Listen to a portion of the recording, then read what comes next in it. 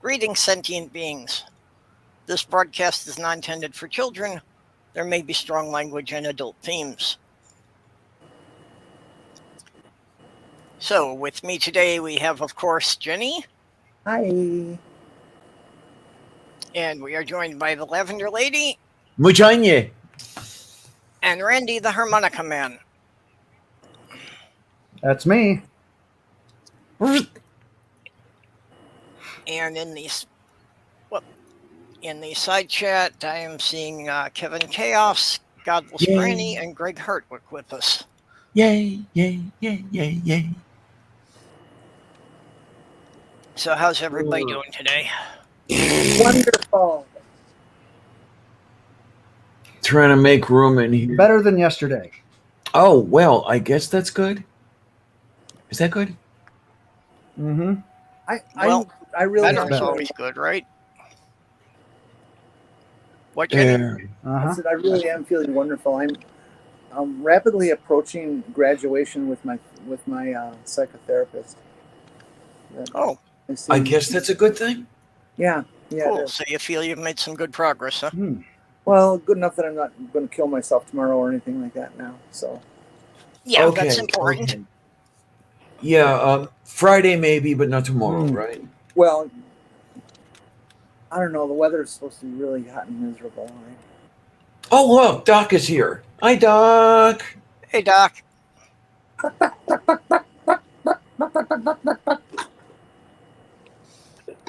I was waiting last week for some tests to come back, and they came back negative, so no cancer. Yay! Yay! Testicle. Could do the Kermit the Frog. Yep. Randy, testicle back? What? No, they usually hang off the front. Test. Hey, Purple. Kelly is naked. Should she be naked? I don't know. Yeah, I'm going to try to let that one go, but.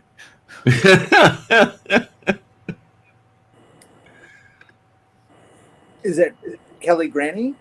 Yep. Mm-hmm. Oh, well, I guess we know her well enough. Yeah, I don't know how that happened. Hi, Cal. She doesn't get in here real often, but I thought I had taken care of that before. And look, I'm wearing real diamonds. Look at those. They're huge. They're worth like $30. You know? All right. Now They're it's sparkly and pretty. It doesn't matter.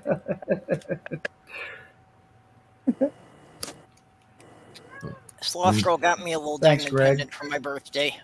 Who? What? Where? When? For my birthday, Sloth Girl got me a little diamond pendant. Oh, Petey! My first bit of jewelry that is clearly feminine. God, I like it. Nobody's ever bought me jewelry. Yeah, well, Sloth Girl's got the potential to be a good boyfriend. For my birthday, she took me out to dinner and bought me candy and jewelry. All right, now we're talking. There you go. Any chance she'd want 2 girlfriends? Well, I know I can't live with her, so you're welcome to try. Okay. Of course, I'm poly anyway, so it wouldn't matter. But that's the problem, that she isn't. That's actually one of the biggest hurdles we had. I thought she couldn't handle poly, and I can't be monogamous. Do you prefer Nabisco or Keebler?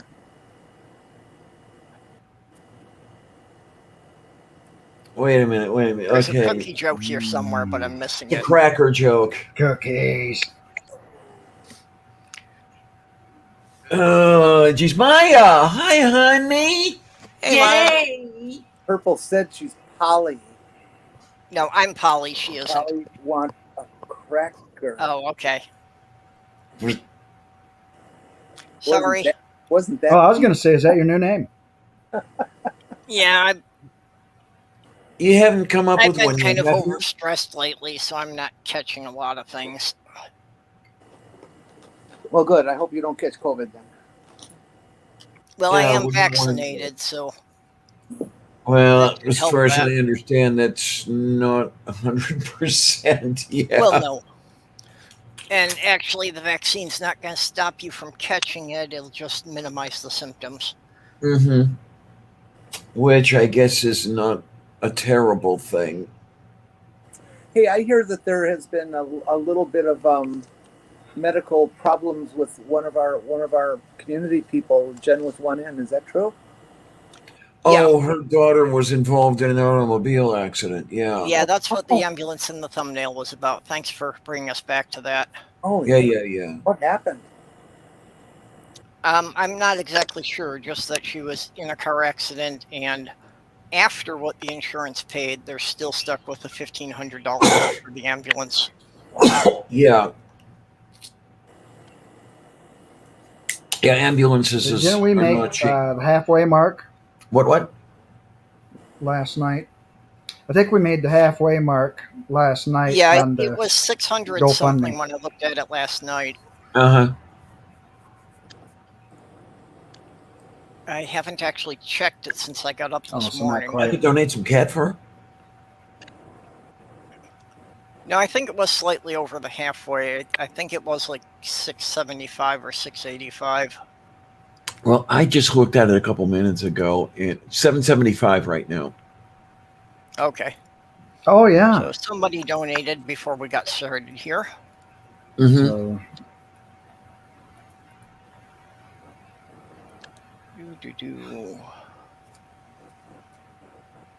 Oh, wrong link. Is her daughter doing all right? Do we know any about it? I don't know how things are. I really don't. Yeah, I have not seen any update on it.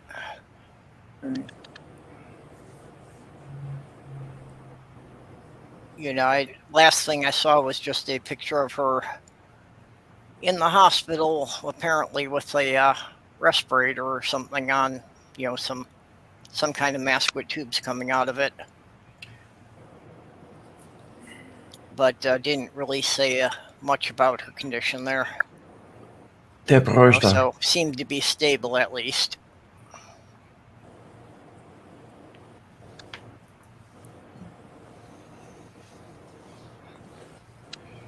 Well, the best. Yeah, so yeah, if anybody can afford a few extra bucks.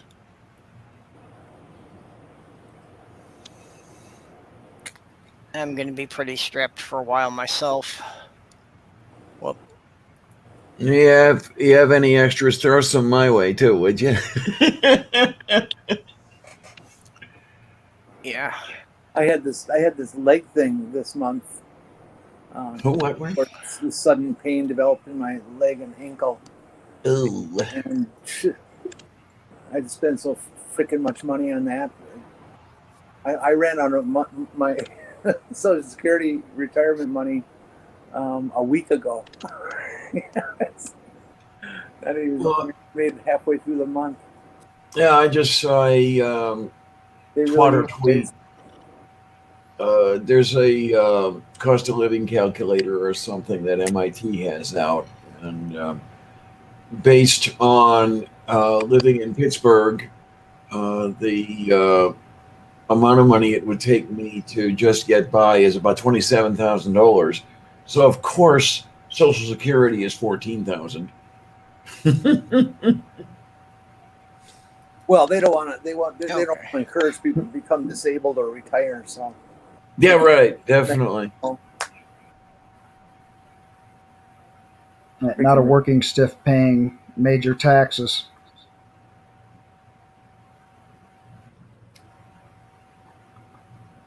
Gods, I don't know anymore.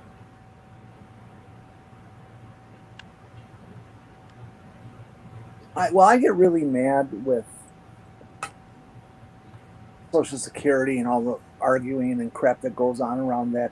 The only thing they have to do to guarantee its solvency for the next 100 years is to change the top tier of how much people pay. When you get to the $100,000, oh, the cap, yeah. You don't pay any more Social Security. Okay? Right. If you make $1 billion, you only pay Social Security on that $100,000. Right. If they move, and that's been that way for my entire life.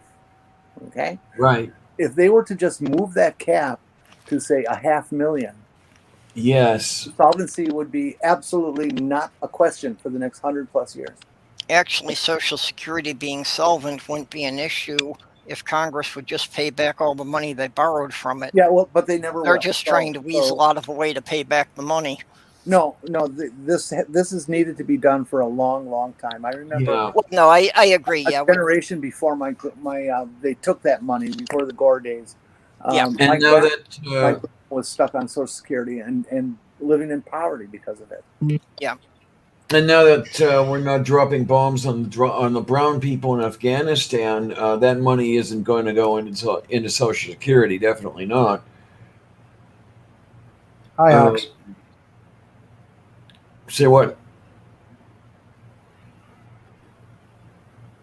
I'm just saying hi to Ox. Oh, hi, Ox, honey. Yay!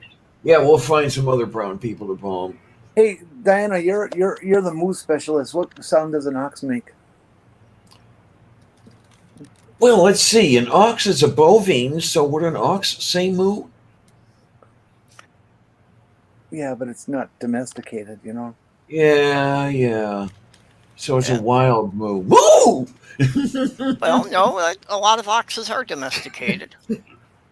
Are they? Yeah, they use them for hauling carts and Oh plowing. yeah. Oh yeah, you're right. You're right. Oh, so we're back to moo. One of those African oxes, but they probably are too. Some of them are. Well, Which on you? the question is, though, like in which country? Like, does an ox in China make the same sound as an ox in U.S.?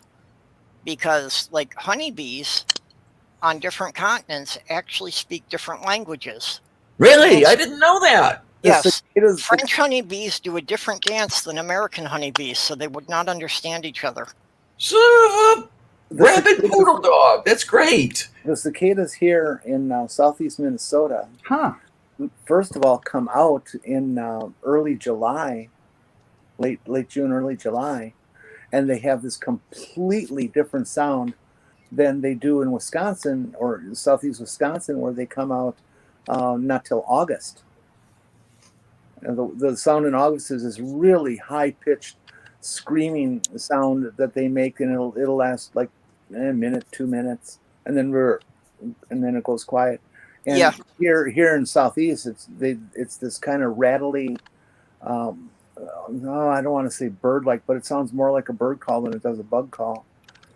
Yeah, the ones that emerge at different times are actually a slightly different subspecies. And these aren't the 17-year guys. These aren't the 17 years. Those guys don't live around here. Talking about the locusts. Cicadas. Cicadas. Grasshoppers. Cicada. Yeah, we do have a more Wow. reasonable number of them that show up every year. I'm, Not in the huge I'm swarms. trying to find dead cicadas so I can Mm-hmm. grab their wings. You know, they got those beautiful clear wings, and I'd like to dip them in acrylic and make them into earrings. Now, it's That'd be interesting what Kelly cool. said. I think you put it up on the screen, didn't you, Purple? The Social Security cap. I didn't know this because it is supposed to be a forced savings program. There's a cap on what you can take out, so there's a cap on what you can pay in. I did not know that. Well, that's the whole idea is the government's just supposed to be holding part of your paycheck for you until you retire. Okay, because An interesting thing about Social Security also is that if you take Social Security at like 63, 64, which you can do, you don't get as much as at 65. But you can earn, but they limit that to $600 a month. Once you hit 65, it's completely open. You earn as much as you want. And it's just okay. So wait a minute now. On Social Security retirement, can you earn as much as you want?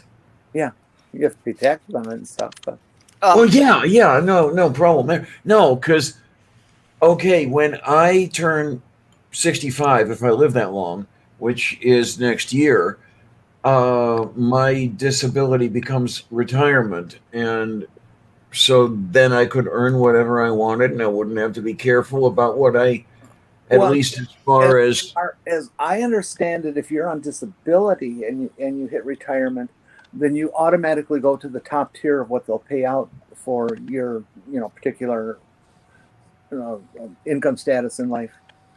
And yeah, I would think that you'd be like anybody else on Social Security, and that you can earn whatever you want. okay, so that would be a little bit better. I mean, right now I've got to be careful, with Sure. Patreon and Sure. stuff like that. I'd still have to be careful about Section 8, but if I didn't have to worry so much about getting too much and losing benefits from income, that would be nice. I would not mind that one little bit. Well, on the Social Security disability, as I understand it, you still can make as much as you want, and just after like the first $300, then they start taking away like $2 for every $3 you make. Well, they also told me, because I gave them a call about a week ago, because I want to know what I need to do. They told me I don't have to report my income every month. I'm going to take their word for that. But they said that I can make up to $1,100 a month on disability and nothing happens to my check. So, okay. 1,100? Yeah. I'd get that in writing. Yeah, my understanding was the cutoff was around 300. Okay, yeah. I'm going to have to get all this stuff in writing because I get different answers from different people. Yeah, well, and it could also be an individual thing based on, how much the income your thing was calculated on in the first place. Yeah. So it could vary from person to person. My brother is going to be absolutely screwed when retirement time comes around for him, which is about 3 years now, because they calculate what you get on Social Security retirement. They take your career of working, they take your top 35 earning years, and create your average on that to be your average lifetime income, and then decide what scale or bracket you're at with Social Security to decide how much you get. But he's worked for himself for a whole bunch of years, and you're required to pay into FICA for Medicare, but it's not considered part of your Social Security payments.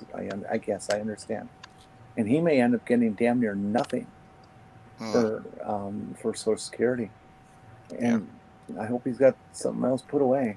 Well, Mage is saying that he's on disability, and if you make more than $2,000 a year, he's going to get removed from the system. What is that, SSDI? So, yeah.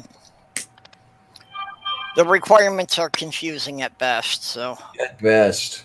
Yeah, make sure you find some place that it's written down. Talking about old people stuff, I had a great little experience at the gas station the other day. Guy pulled into the gas station with a absolutely cherry 63 Thunderbird, and I of course had to go up to it and look at it, and him and some other guy were doing all their mansplaining stuff and things, and the one guy looks at me and says, "You're too young to know what these are." Oh, really? Thank you. Holy shit, 137 pounds a week. Is that even enough for coffee? That's Nerdy was saying it's 137 pounds. So I'm not sure what the conversion is to dollars. My guess right now, I'm going to look it up, but I'm going to guess it's about 150 a week. Yeah, so that's like $550 a month. Well, Maya, I could. But I suppose a lot of it's going to, vary. I don't know also how housing costs compare with the UK and the US. Okay, according to this, 137 pounds is $188.42 US. Somebody do now is the cost of living balanced out different. Huh? Yeah. What? Somebody do a Google on how much somebody can make on SSA, it's called, after they're 65.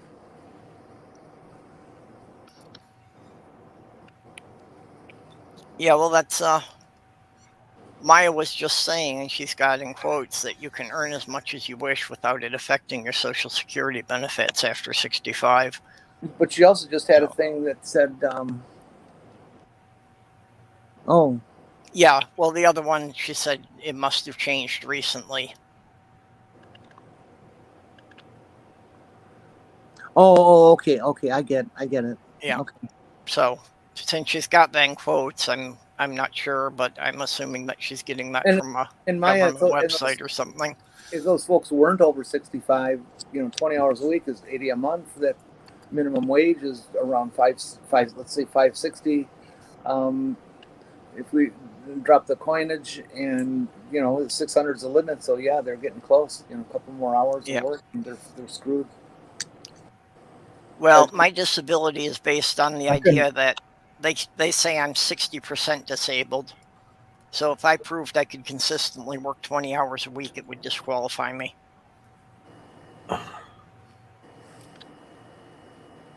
Now all I have to do is find somebody who will hire somebody who's 67 years old and walks with a cane. Yeah, good luck.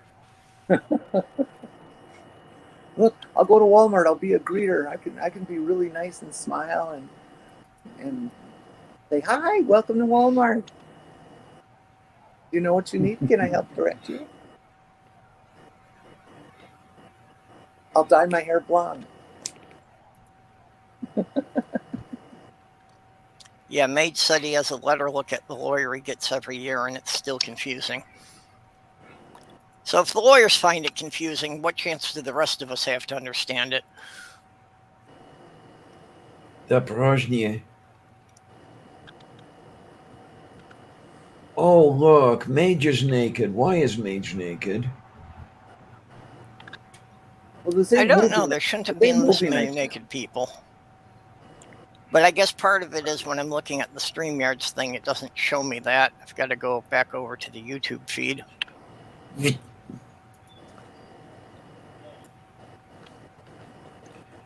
I don't know. Purple's falling down on the job here. Purple's a hack. I just told you, if I prove I can do a job, they'll disqualify me. There you go. Well, you've proven you can't do this job.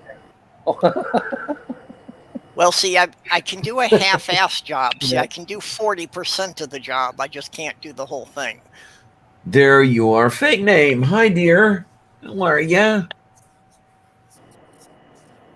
Hey, listen. So, Nerdy, for comparison, then, how much? What's the cost of the housing over there? Like, how much would it cost around you for somebody to rent a one-bedroom apartment?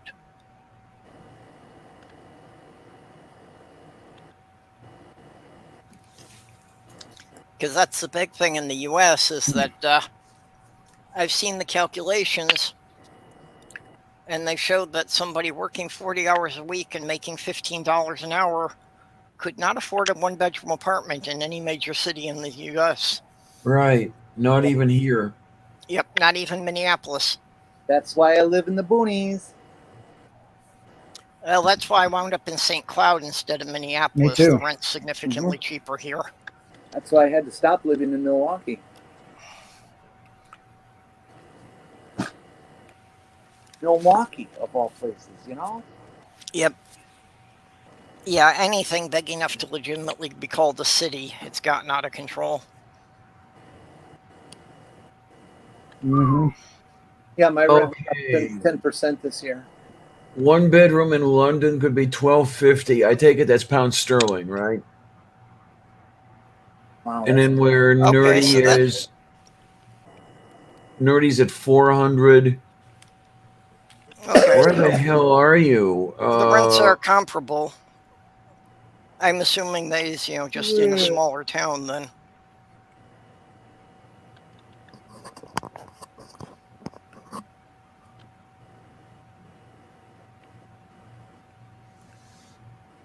Moof beef.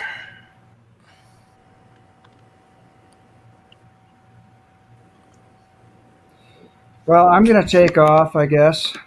Oh, okay, Randy. What, is Randy going to be naked? What? Oh, not just yet. We got to Oh, wait till okay. this afternoon when the mail person comes by. Ah, okay then. Then I You get can naked dance from in the kitchen window, you know. Okay, see, this is how Nerdy What? survives on that, is he doesn't buy clothing. Yeah. That's not true. Nerdy just doesn't like to wear pants. I don't blame him. You really can't get any pants that fit the tail properly. Maryland. Well, Maryland is definitely not cheap.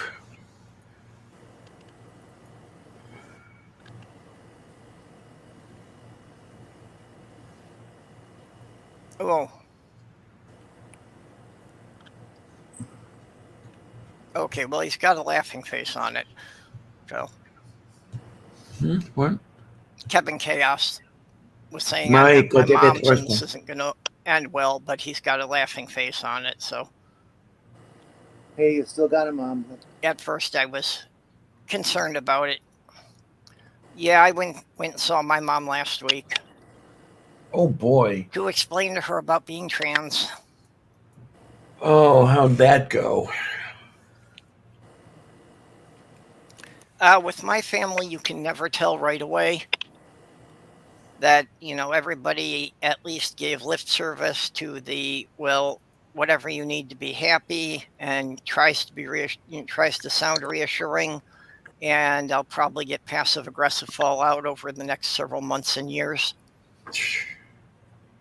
Which on you? One of my sisters, who's a nurse, immediately started to question it under the pretense of it being on a medical basis, and that, you know, we don't really know enough about the hormones and that sort of thing. It's like, What? they've been doing this a couple of decades. I think there's enough data on that. They've been Yeah. doing it almost 100 years, honey. Yeah. It's amazing, though. You know, when you mention about the your sister being a nurse, nowhere had I been so consistently misgendered as I was in hospital. It's amazing. You know, and I've heard that from a couple of other people online too. That Do the- you really nail the them hospitals and when they do medical that? clinics. What, honey? I'm Do you sorry, really- Jenny. What? Do you really nail them when they do that? Well, I turn him around every time, and I was doing it quite a bit. I mean, I was there 5 days, and by the time I was getting released, I was still turning him around. You mean, what do you mean turning them around? In other words, you know, hey, I'm a girl. You know. Oh, why don't you try misgendering them right back? No, I'm not kidding. No, I know you're not kidding. I've done it with people on the street. I've done it to high-end cardiologists and surgeons. They need to hear that if they're going to be an asshole. Yeah, I Uh-huh. think it's a good tactic. Start reversing their pronouns and see how far that goes. You know, and call them something like Sarah, you know, or feminize whatever their first name is, and just give it right back. Just give it right It took about 2 weeks for me to get some consistent, accurate gendering at the dialysis clinic, because there too, when I came in, they were all he and everything else. And I'm calling me Diana and he in the same sentence. It's great. Yeah. Yep. Figure that one out. I don't know. You know.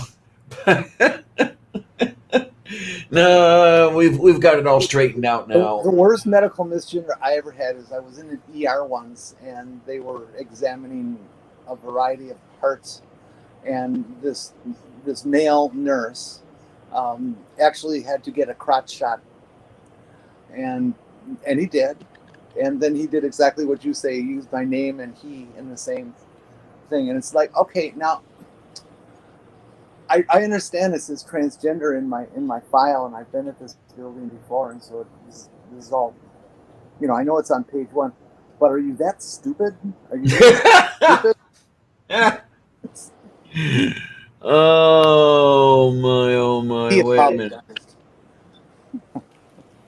And I said, if I hear it again, I will discuss it with your head nurse. And I There will. you go. Okay, this from Maya says my daughter's coworker transferred to Miami. He's making 90,000 and is having problems finding a reasonably priced apartment. He's now thinking of making an hour commute. I've heard stories involving San Francisco. People making, like 750,000 and still can't find a place, still homeless. That is such bullshit. Property taxes have not gone up. These people's house payment for their property does not go up. There is no reason for them to be raising rents over and over and over, except for the fact that there's so many people doing flipping of houses nowadays to make money. And since each time you flip, the price goes up, and so the house payment's bigger. Yep. So if you're Well- changing a lot of landlords, I can see why the rate would go up. Not that it still shouldn't, but it does. Most of that's driven by the realtors because the realtor commission is based on the selling price. So they're going to do everything they Right. can Right. to try and jack up the price. And part of the reason we had the big housing crash in 2008 was because realtors were literally telling people, buy a bigger house than you can afford. Yes. Yeah. And the worst part of it was these people were actually doing it. They weren't saying, "No, wait a minute, I can't do this." No, they were jumping for it. Yeah. Well, And they because the already- realtors were helping them get the financing on it. So people were getting, loans that their mortgage wound up being a price that, they couldn't afford. And especially Right. if the job situation changed at all. Right. And this is okay. Maybe I'm full of shit when I say this, and tell me if I am. But I'm thinking that the person who is looking at buying a house and who is talking to the realtor, and the realtor says, okay, you get this. Shouldn't this person actually be looking on his or her own as well, looking at the financing and looking at what the payment is going to be and saying, wait a minute, realtor person, I'm not going to be able to afford this. Doesn't it work that way? Or am I full of shit? I mean, really, am I? I would think that people are just as lazy about that they are with almost anything. People don't read instructions. People don't read signs. People don't pay attention to shit. Yeah. It's part lazy and part that, people feel they don't understand it and they get intimidated, so they go by whatever somebody that they assume is an expert tells them. Okay. Don't mind me. I'm just getting a piece of bread here. It's like motor vehicles. Good God, what people are paying for motor vehicles nowadays. These people dump 80 grand on a truck. It's like, what the fuck? That's stupid. You don't need to spend that much. You don't even have enough groceries every week to load the back end of that thing. You just go buy a small car. It'll cost less and it'll be sensible for everybody. Not to mention the gas. Yeah.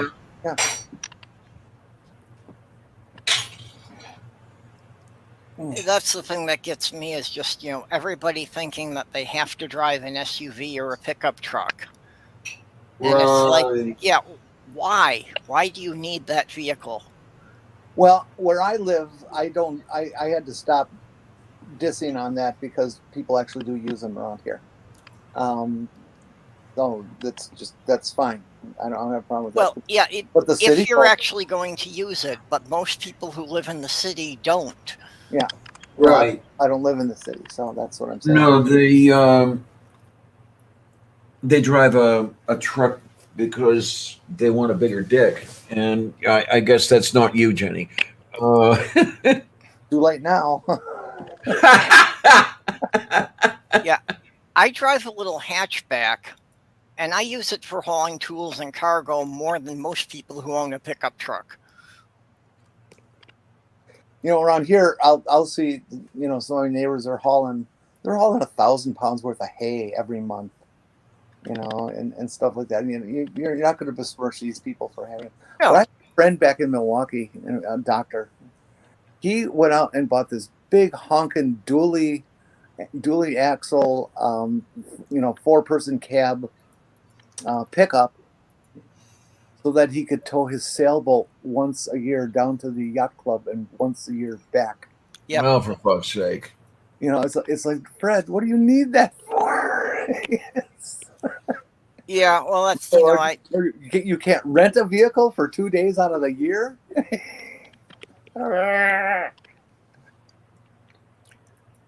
Yeah, I see these people driving around, with these shiny high gloss pickup trucks that you can tell have never had anything put in the back end of them. Right. And they're just revving their engines at stoplights and everything, trying to show off. And I just scream, "Sorry about your penis." I like it when I see. Oh, jeez. You know how in the road you get these little separations of concrete that are maybe half inch, an inch. You can still feel it and hear it when you drive over them. And they always feel much, much bigger than they are. But to see all these truck drivers panic and slow down to 3 miles an hour to go over a goddamn 1-inch bump. Yeah. It's like, God, oh, Christ, when your tires are 2 feet in diameter. Truck, it can take it. Go. A bunch of pussies. Yes, Jim, I know too knowing. I don't know. And then I don't. Who won't go to someone's house or a certain bar or something like that because that's on a gravel road. I'm not going to drive my car on that. Yeah, that's what I mean. They're so worried about it getting scuffed a little bit. Yeah, Kevin, that's been one of the advantages of the pandemic, is that for around here, all of the buses were free for the last year. They just started making us pay for them again in June or in July here. No. We got free buses only 3 months. Damn it. Kevin, I don't know how you get free, but I've paid my rent every damn month of the pandemic. Nobody said I get to have it for free.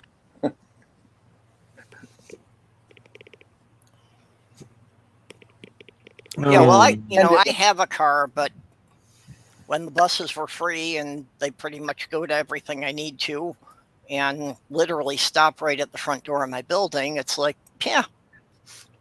Well, take the damn bus. You don't have to right. gas up the car that way. Yeah.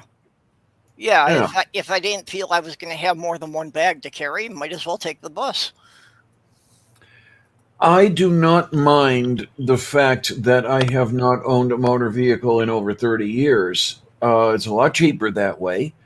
And I have only really, really wished I had a motor vehicle only about 3 times in that 30 years. So it's not that I really miss one. I mean, even living where I am now, I can get just about anywhere I need to go with relative ease. Well, if I had a place I could park it, that I wasn't worried about somebody messing with it overnight, this would be a great location to have an electric bike. Oh, yeah. I mean, I've thought of that. Because virtually everything I need to go to is within 5 miles of the building. Yeah. Especially now I couldn't, unfortunately. I mean, it was hard enough for me to figure out where to keep an electric bike under the current living conditions. But if I'm going to be going on dialysis at home, I'll have to have a whole lot of stuff here, a lot of supplies, which is going to take up almost all the room I have. And unfortunately, no room for an electric bike that way. Well, did they give you a better idea on, how much area you're going to need for the supplies? Okay, what they were telling me was about the area that you were sleeping in the last time you were here. That rectangle in the corner up to the table and then up to the cat tree. Okay, so something the size of a couch. About that, yeah. And I hope that they're not full of shit. What I may end up doing, and this is going to be a lot of fun, I may try to keep it in the hallway and fight with these people when they tell me that I can't. Well, that's going to be a fire hazard. They're not going to let you do that. But no matter where it is, it's going to be a fire hazard. No, in the hallway, it's going to block the passage. Yeah. Means of egress, and then they will not allow that. Yeah, they need at least a 3-foot wide passage for the paramedics to bring a stretcher in case they have to take you out. That's what the codes are written for. Well, in that particular case, I really need a 2-bedroom apartment. Yeah. Are you allowed to put up shelves? Not really, because the walls here are block and mortar. That didn't stop me. I got cordless hammer drills and masonry bits. Well, so do I. Yeah, they might not be happy with me when I move out and they see what I've done, but I plan on being here for like 10 years, so I'm not going to worry about it.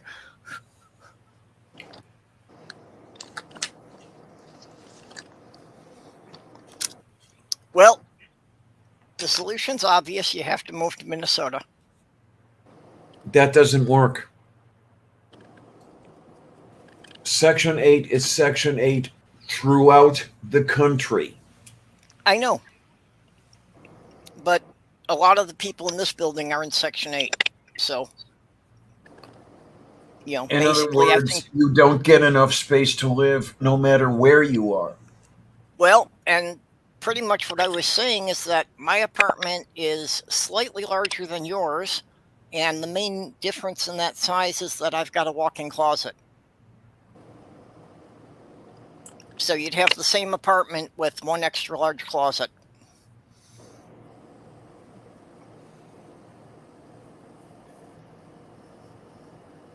They would call that overhoused. Definitely. I love that word. Well, like I said, it's you know, I know a lot of people in this building are on Section 8, and they're all the same apartment.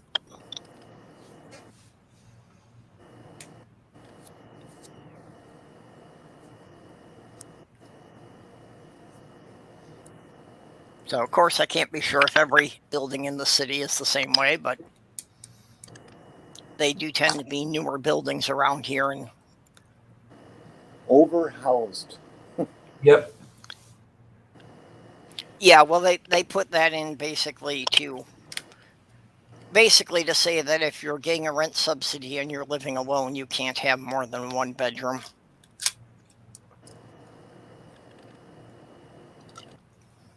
I think there's even a limit on the number of square feet you can have. There probably is. I'm sure they've got some specifications for that. Well, what if you own your own home and it's paid off? Yeah, well, that's a Then different you're not on category, Section I think. 8. Yeah. Oh, I see. Section 8 is rent subsidy. Oh, I'm sorry. I thought it was something else. Oh, okay. I thought you knew. Sorry.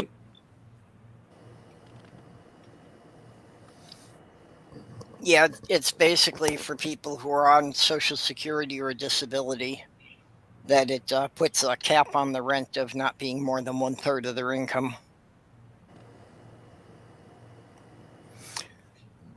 And then basically the government winds up paying the difference to the building owner between whatever the tenant pays and what the fair market value would be.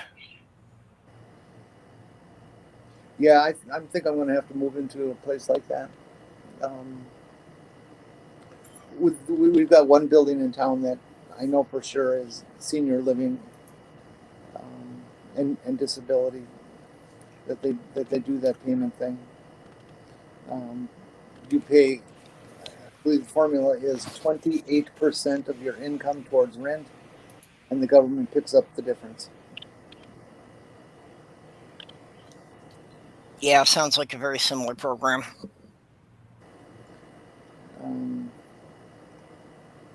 As long as you qualify as poverty stricken.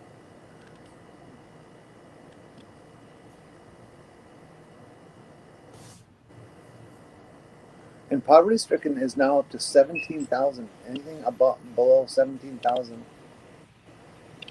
is poverty level. Yep. Yeah, that's the other thing I can do, and I have kept it in mind. I can just go off dialysis.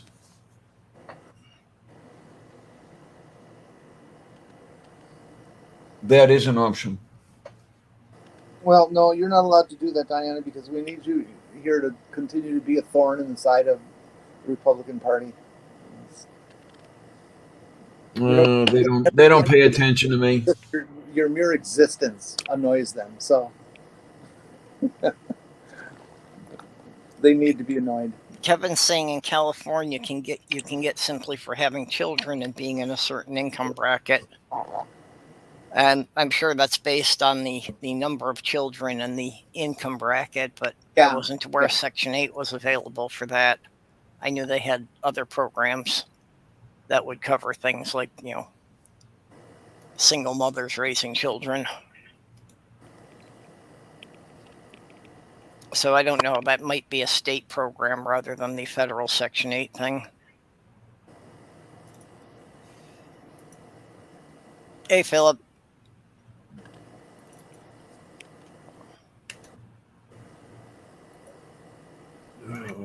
For S onto into by for to that.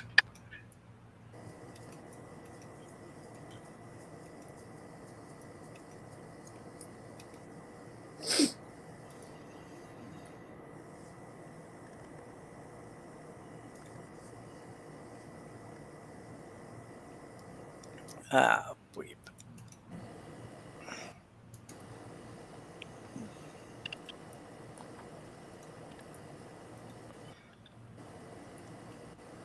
Oi.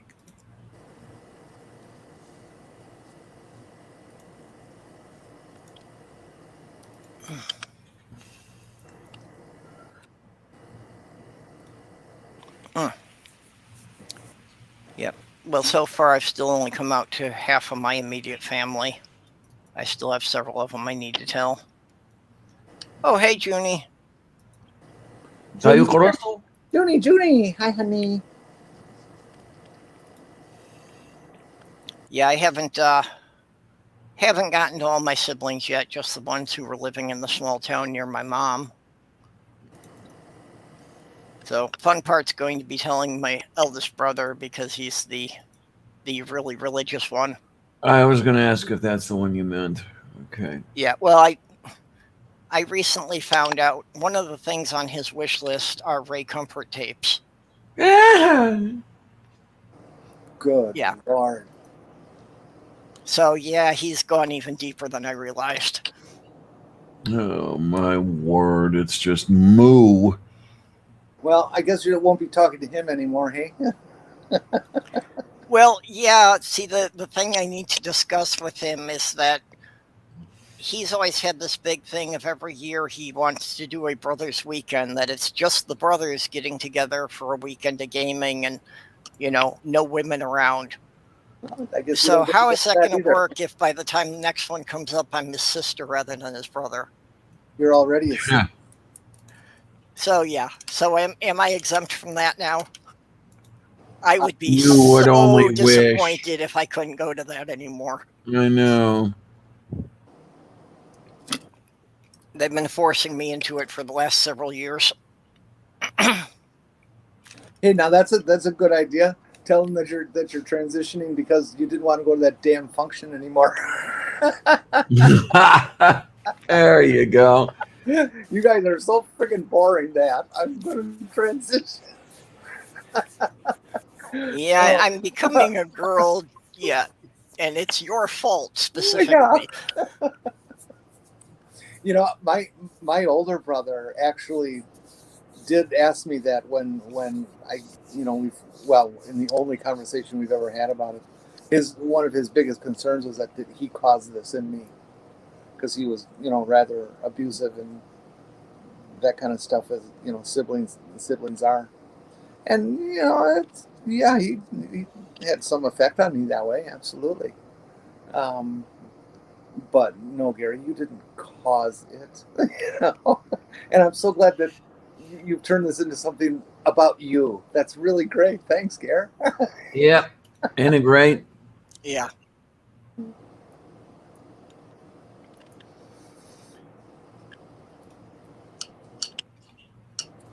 Well, the one I got if anything, from. it would be my sister's fault because they thought it was fun to dress me up in their clothes when I was like 8. Oh well, yeah. It's not unheard of to blame that stuff. Well, see, and that's part of why I know this started so early. Because when they were doing that, they thought it was humiliating, and I never understood why it was humiliating. I thought it was fun. Uh-huh.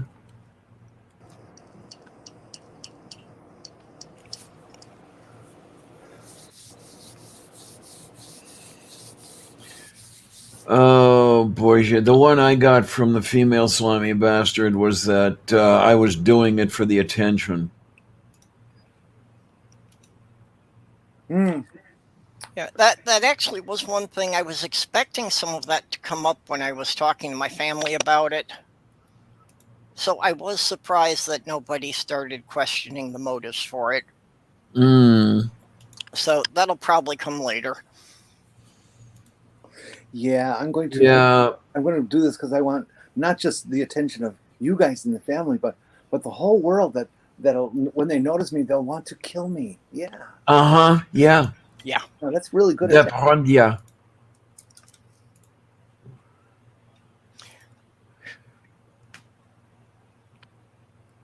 I did get one of the neighbors, some random guy I don't really even know, just when he was coming out of the elevator the other day. Apparently it was the first time he'd seen me shave that I wasn't wearing a mask.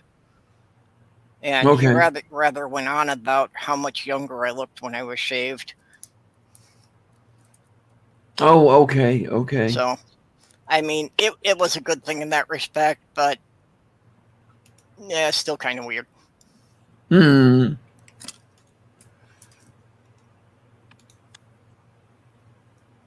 Oh, boy, I don't know. God, I love watching This Old House. Yeah, actually, Greg. Is that still out there? Oh God, yeah. Bigger and better than. There's now an Ask This Old House, so they have 2 programs under the same umbrella. Yeah, well, the Ask This Old House I like better. I kind of lost interest in This Old House when they started, getting up there of having like a $250,000 budget to renovate a barn. Well, yeah, and I remember that program, that episode series. Yeah. Is Bob Vila still doing it? No, he went out with the yellow glue. Okay, because that was what he would have to be like 135 years old by now. Actually, I saw him in something else. He looks fine. He's in our age group. He's not all wasted. The guy who I really liked as the host was I can't remember his last name anymore, but his first name was Steve. He wore the glasses. He was real into sailing. He just this very worldly man who's just done an amazing amount of really cool things for his young age at the time. I'm trying to remember the name of the master carpenter that they had. Was it Norm something? Norm Abrams. Oh yeah, he was. I loved him. Okay. Actually, he's a bit older than us. It says Bob Vila is 75. Oh, okay. I just Googled it. And Norm Abrams is 71.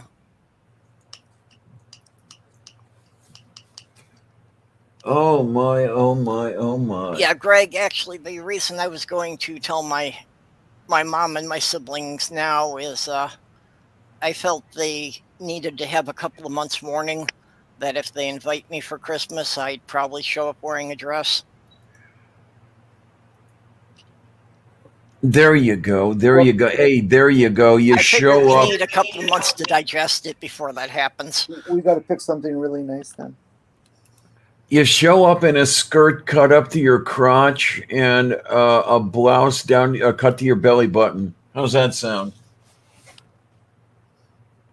No, I I can't would do the recommend exposed that. midriff. I got just a bit too much of a belly until I can flatten that out. I would recommend try to dress like a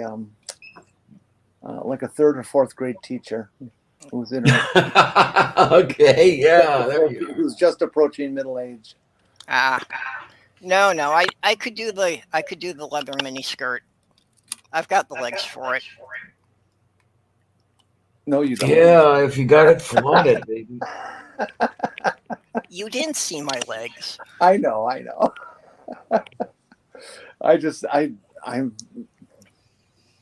I'm pretty old fashioned. I will admit this, and I just, Yeah. I think of somebody my age, and Yeah, no, I wearing wouldn't. mini skirt, and Yeah. and there are some women who can pull it off, but certainly not most women can pull that off. Oh, I can pull it off. I got the legs. That's all I've got. Well, that's. I've really all my life I got misgendered from the back a lot. That a lot of guys coming up behind me just thought I have a nice ass. Well, you go to restaurants, just always sit facing the kitchen then. Yeah. Yeah, it was funny that I would actually get guys coming up behind me and making comments about my ass, and I'd turn around and have the full beard. Yeah, that left a lot of them stammering. And then you just look at them and say, "Hey, you're pretty cute too, funny." Yeah, well, hey, I've always been pansexual. I wasn't cutting anybody out based on their gender. Well, I can't do that stuff. I'll tell you, because were I pansexual, I would have at least twice the chance of getting turned down. And I'm definitely bisexual. However, as Kate has already said, if I want sex, I've got to buy it. Yep. Jenny, you're getting a lot of comments on your glasses there. Why? I've been wearing them for years. Yeah, well, people are noticing them today. It's Well, Philip and wait a Jenny minute. both commented on them. very nice. Yeah. Okay, I can see the pink. Okay. From back here No, I'm in pretty. the dark there, I wasn't noticing that they were pink. I'm pretty sure it's because I did my hair today and don't have this gross, straight, boring-looking stuff, and then so my whole face is framed differently. Yeah, I think also the flowers going up your shoulders also set it off nicely. Yeah, those are bugs. No.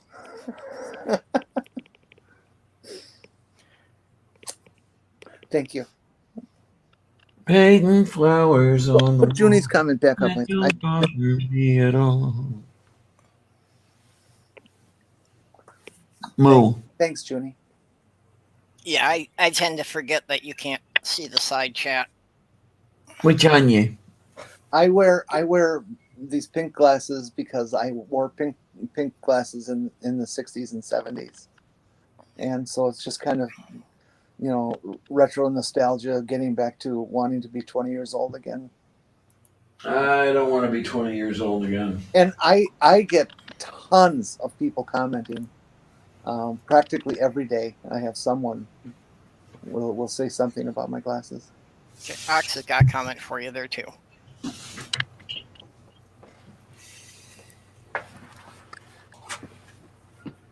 Oh, let me look here. No, Ox has got another comment for Jenny there. Oh, I'm sorry. What you says on the egg thing? Oh, move beef. Might be the smile and lack of teeth.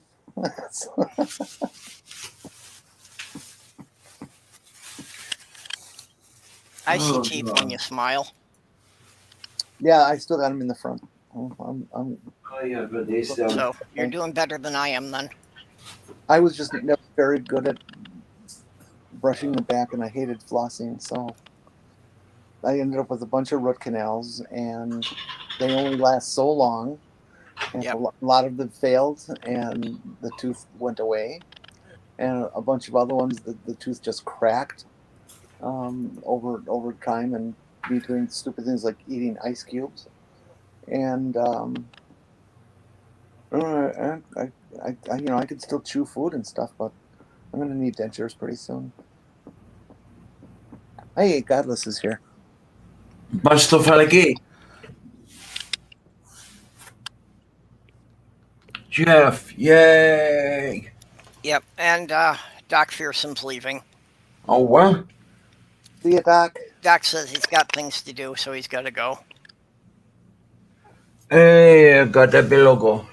Jeff, if any sex would be a change, why don't you just get a dog? I'm sorry.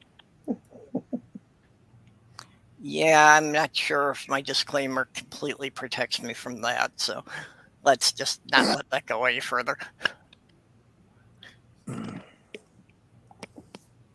Oh, Junie's going too. Bye, Junie.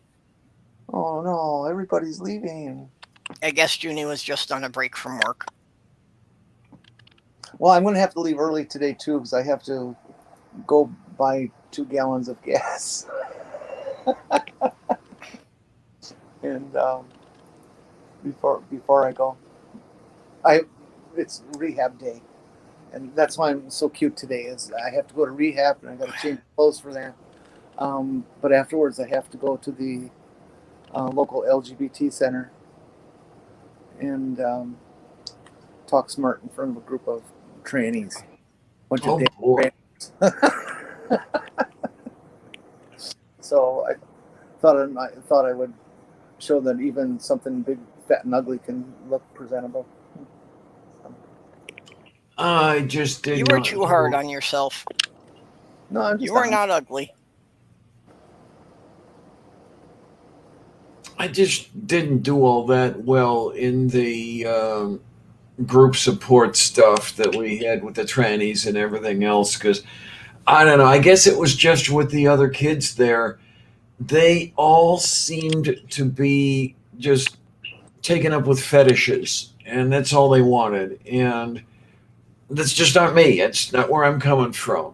And there was just nothing to talk about. It's going to be a switch for me. You know, I run group therapy for trans people before, but it was all in the old days. And I'm going to have a bunch of there's like three or four NBs.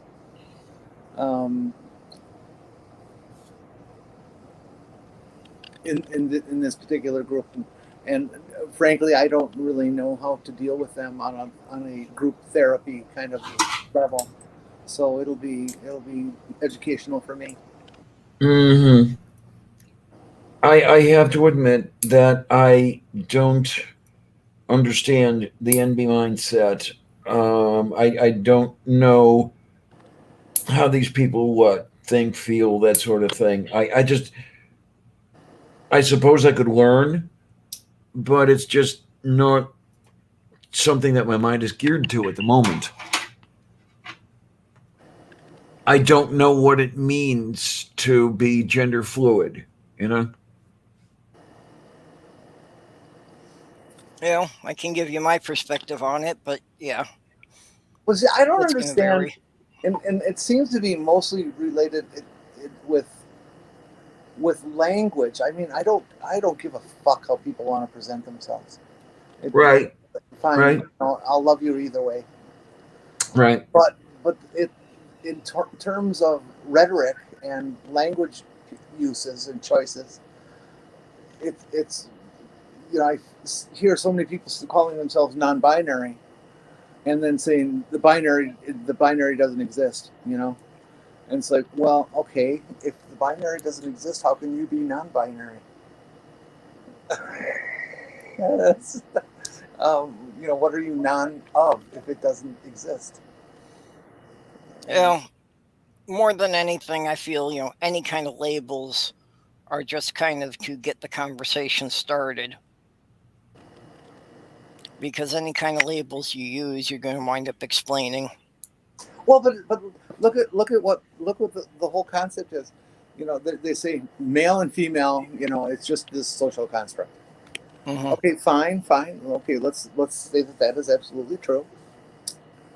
Um, but in your presentation, you look and behave and do some things that would classically be called male, and sometimes you do things that are classically called female. How can you be doing those things and existing as non-binary when you're clearly doing things that are binary? Well, okay, no, that one I can grant you that they are binary simply because the external world calls them binary. You know, they say boys play with trucks and girls play with dolls. You know, that sort of thing. What I don't understand is, for example, in my own sense. I mean, I walk around looking the way I look right now. I mean, jeans, polo shirt, that sort of thing. The classic stuff that a guy might wear, but I'm a girl. Yep. Uh, so I wouldn't call my presentation non-binary. I'm still a girl who simply wears jeans and polo shirt because number one, it's cheaper than a dress every day, and number two, I haven't, you know, get all dressed up and I've got no place to go anyway. So, you know, I don't, there's no need for me to get all dressed up. I Well, love to get dressed up, don't get me wrong. Oh God, I love to dress up, but just no occasion to do it Yeah. right now. Well, that's what I'm shooting for, is that I'm still going to be in jeans and t-shirt most of the time, but I'd be more comfortable if the people, who I deal with casually, cashiers and such, just assume that I'm female. you know, in Mhm. the old days, there were NB people, there were non-binary people, absolutely, but they weren't part of the community, and they certainly weren't part of the medical uh, gatekeeping trend or medical transition people. I'm losing what word to Yeah. use. Well, But they certainly existed, except they were called androgynous. yeah. And I think that a big part of it, um, for people who use the non-binary, is because I have seen a certain pressure from people within the trans community, saying that, well, if you're going to transition, you have to fully commit to it. And if you don't present as, completely feminine all the time, you're really not serious about it. Oh, jeez, that is so old school. That's the thing. No, that's a bunch of Say that bullshit. I'll tell you that right now. say that again, Perp. I missed an important part of that.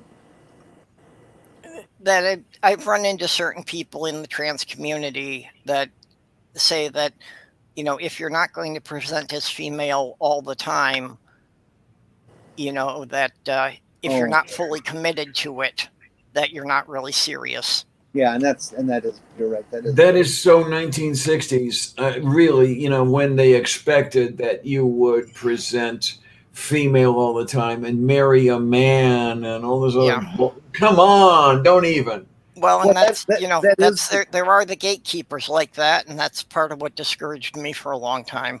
and Hmm.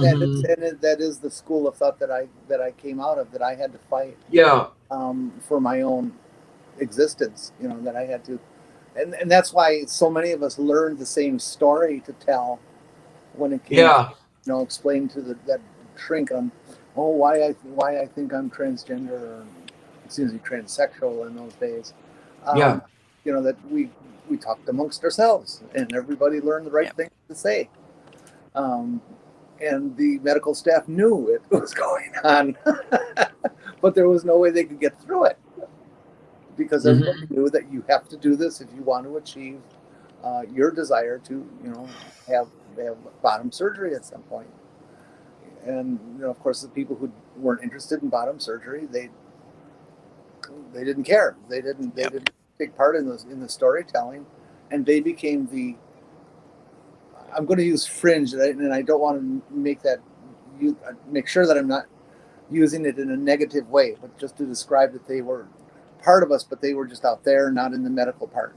Um, so the NBs of your, moved out away from the medical community, and we're all still friends, but they were androgynous. Yep. The androgens and things like this. Yeah. What was the real difference then is that there was such a lack of what am I saying? Trans men, or NB men, who were AFAB, and they were all called tomboys in the old days. Yep. But there was just a dearth, or not dearth. There was just a very, very small number of them around. It's like it. For a long time, people were saying, medical people and the professionals were saying, well, they just don't exist. Well, no, we know they didn't not exist. We know that. I mean, was it a case though where they were a little better at fitting in stealth than say you and I, Jenny, or even you, Purple? The trans women, as one of my doctors said years ago, the trans men have it a little easier when it comes to passing, although function they're for shit. We trans women have function pretty well down, but passing is very often a pain in the arse. Well, Yeah. Well, and that is something I've remarked, that doing it at this age is a bit easier, just because a woman who's past 50 is not scrutinized at nearly the level of a woman in her 20s. Yeah, that's true. It is.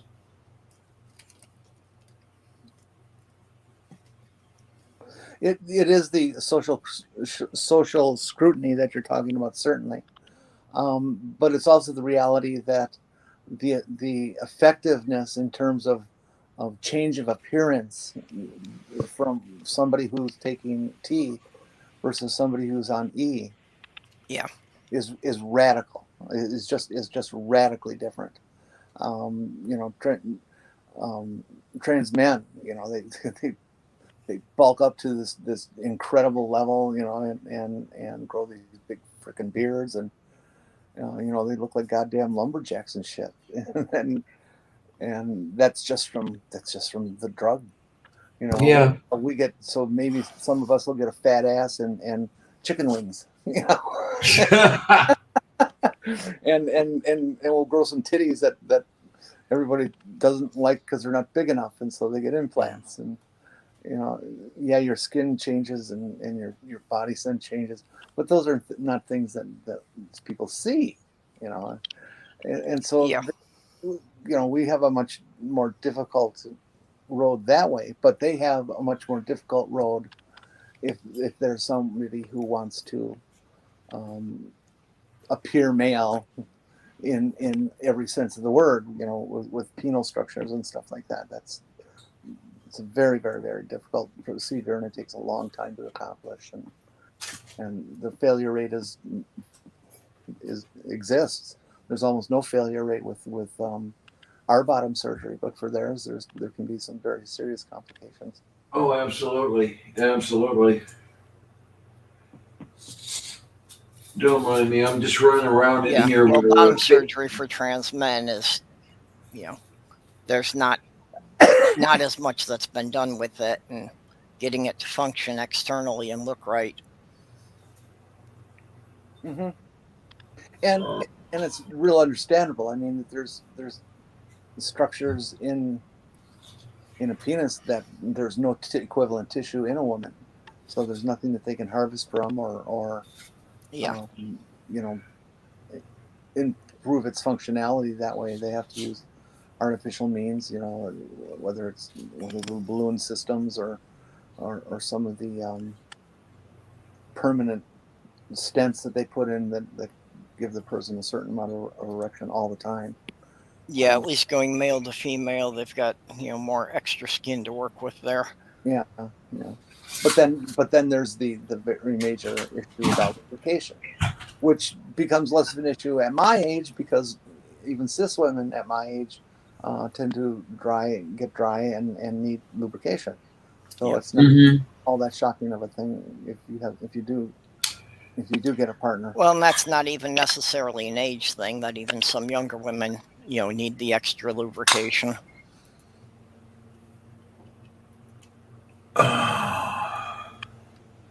But yeah, I see. And I've never asked trans men this at all. That if they could, their fingers, would they want to be as changed as to actually have testes and be able to produce sperm and impregnate somebody?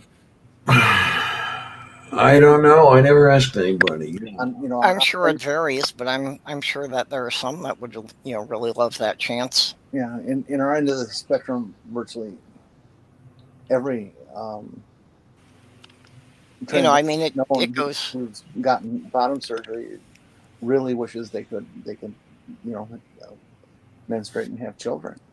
Yeah. Well, I know a number of. I know enough people that damn near fetishize that. And there again, we have that whole thing about that I mentioned earlier. The reason I didn't get along in Tranny 101. What is it with trans women, or is it my perception? Is it that trans women are more prone to fetishizing than trans men, or am I just full of shit? How are you? I'm just curious as to how you're defining the desire to menstruate and be pregnant with fetishizing. How is that? Well, in other words, they this is what I want. This is all I ever want. This is all that. It is my entire reason for existence that I want to bleed from my crotch and I want to produce flesh loaves. I guess the question is how one uses the word fetish. I've always thought that the word fetish would define something as something that becomes sexually arousing.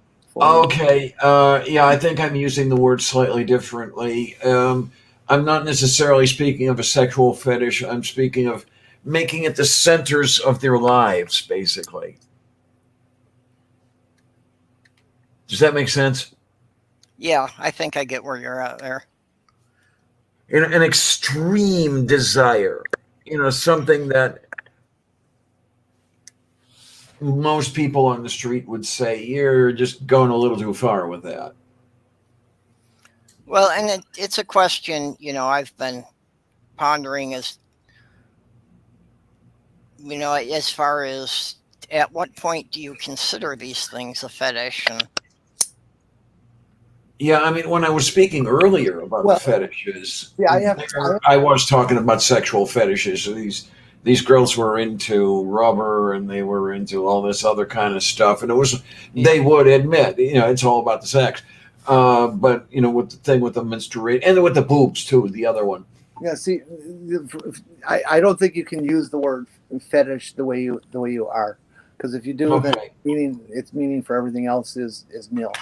Yeah, I think what Diana, something that one does or has or possesses or uses to create a sense of sexual gratification during the sex act, whether it's solo or with somebody else. That it's not just a compulsion for something. It certainly a compulsion is part of that fetish, but a compulsion is separate from the fetish as well. Okay. I understand somebody having a compulsion for wanting to have a uterus or wanting to have a certain type of breast size or something like that, but that doesn't necessarily mean that moves into a sexual gratification thing. Yeah, I'm never known to misuse language now, am I?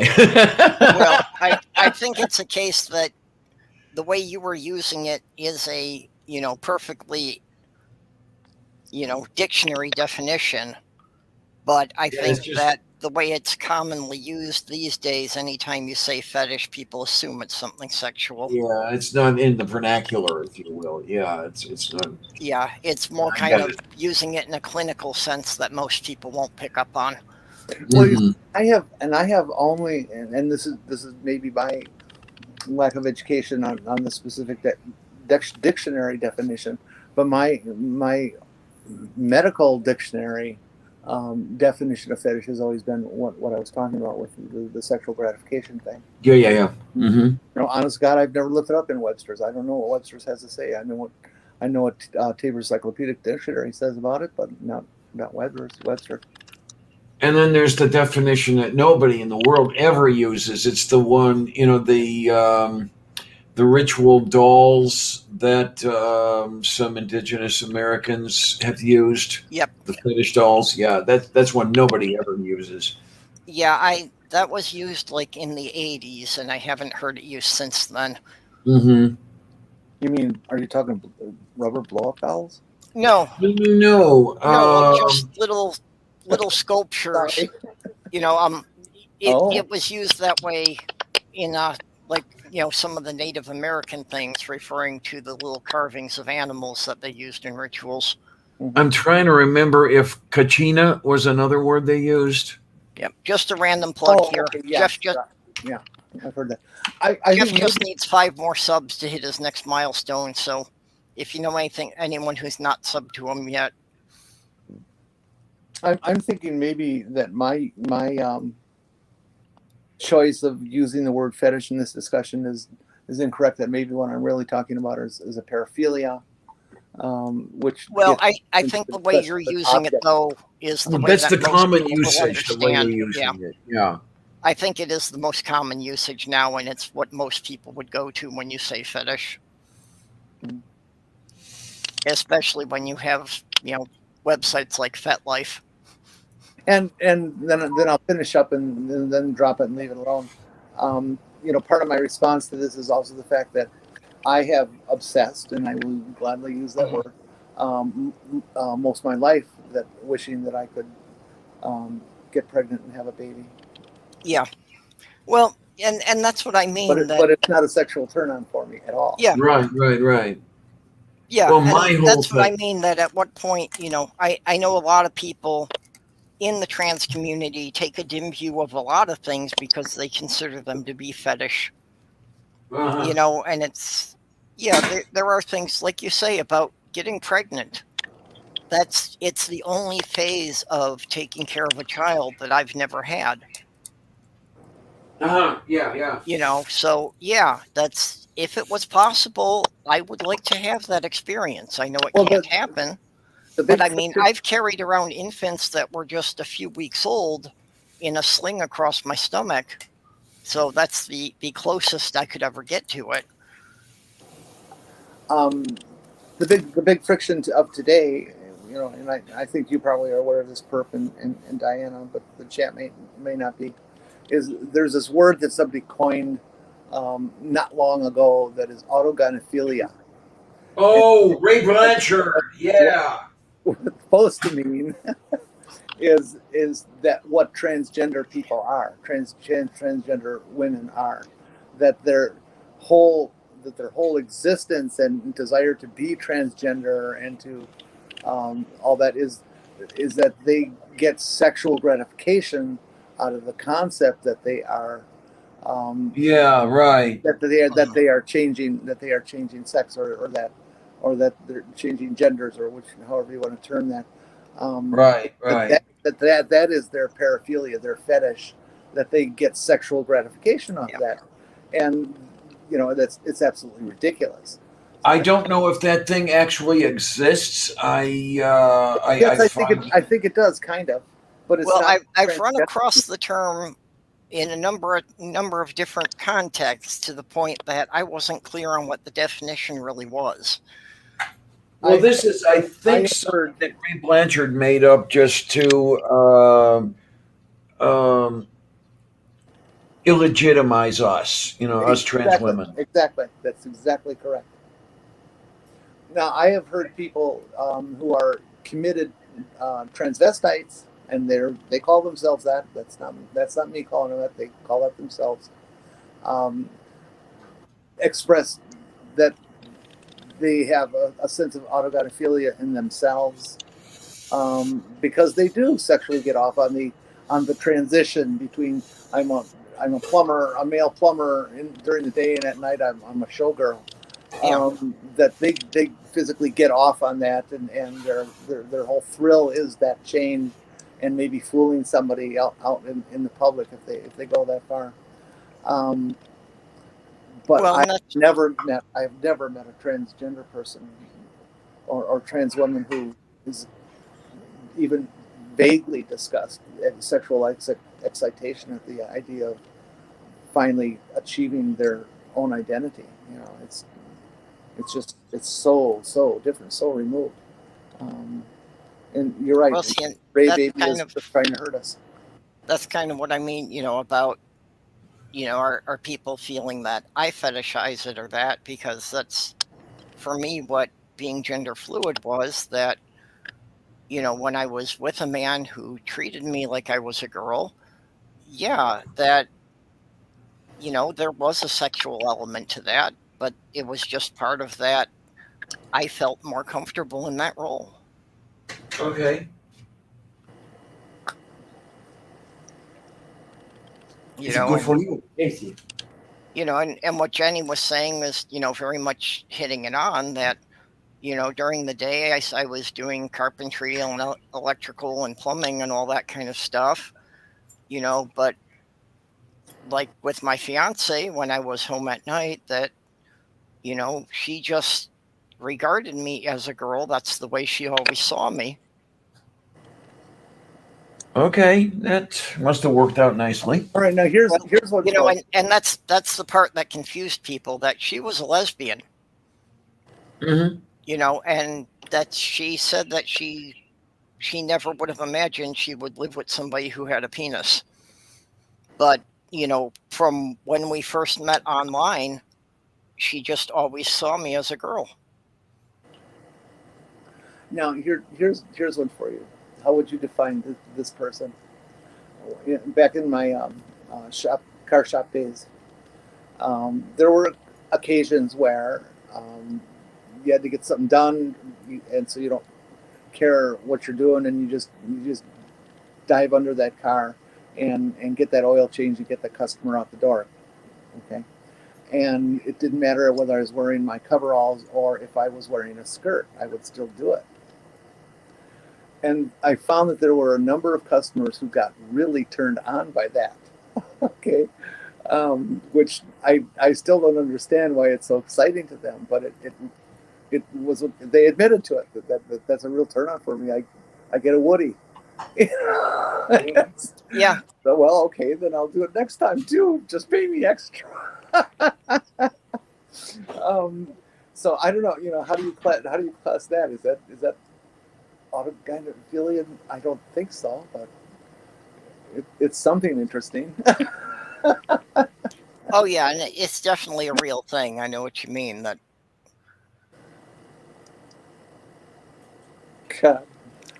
I had times that I was working with one of my sisters on a construction site, and yeah, there were guys who were, definitely getting turned on by that. Just, watching a woman swinging a hammer and putting up drywall. Hi. Okay. Something else annoying. Mage brought up another term here that I know I've run across, but didn't have a good definition, if I can even pronounce it. Somatoparaphrenia. Yeah. Jenny, you can probably do it better. Can you pronounce it? Paraphrenia? Really? Somatoparaphrenia? Yeah. I have no idea. Somata means body, Latin for bodies, like somatic.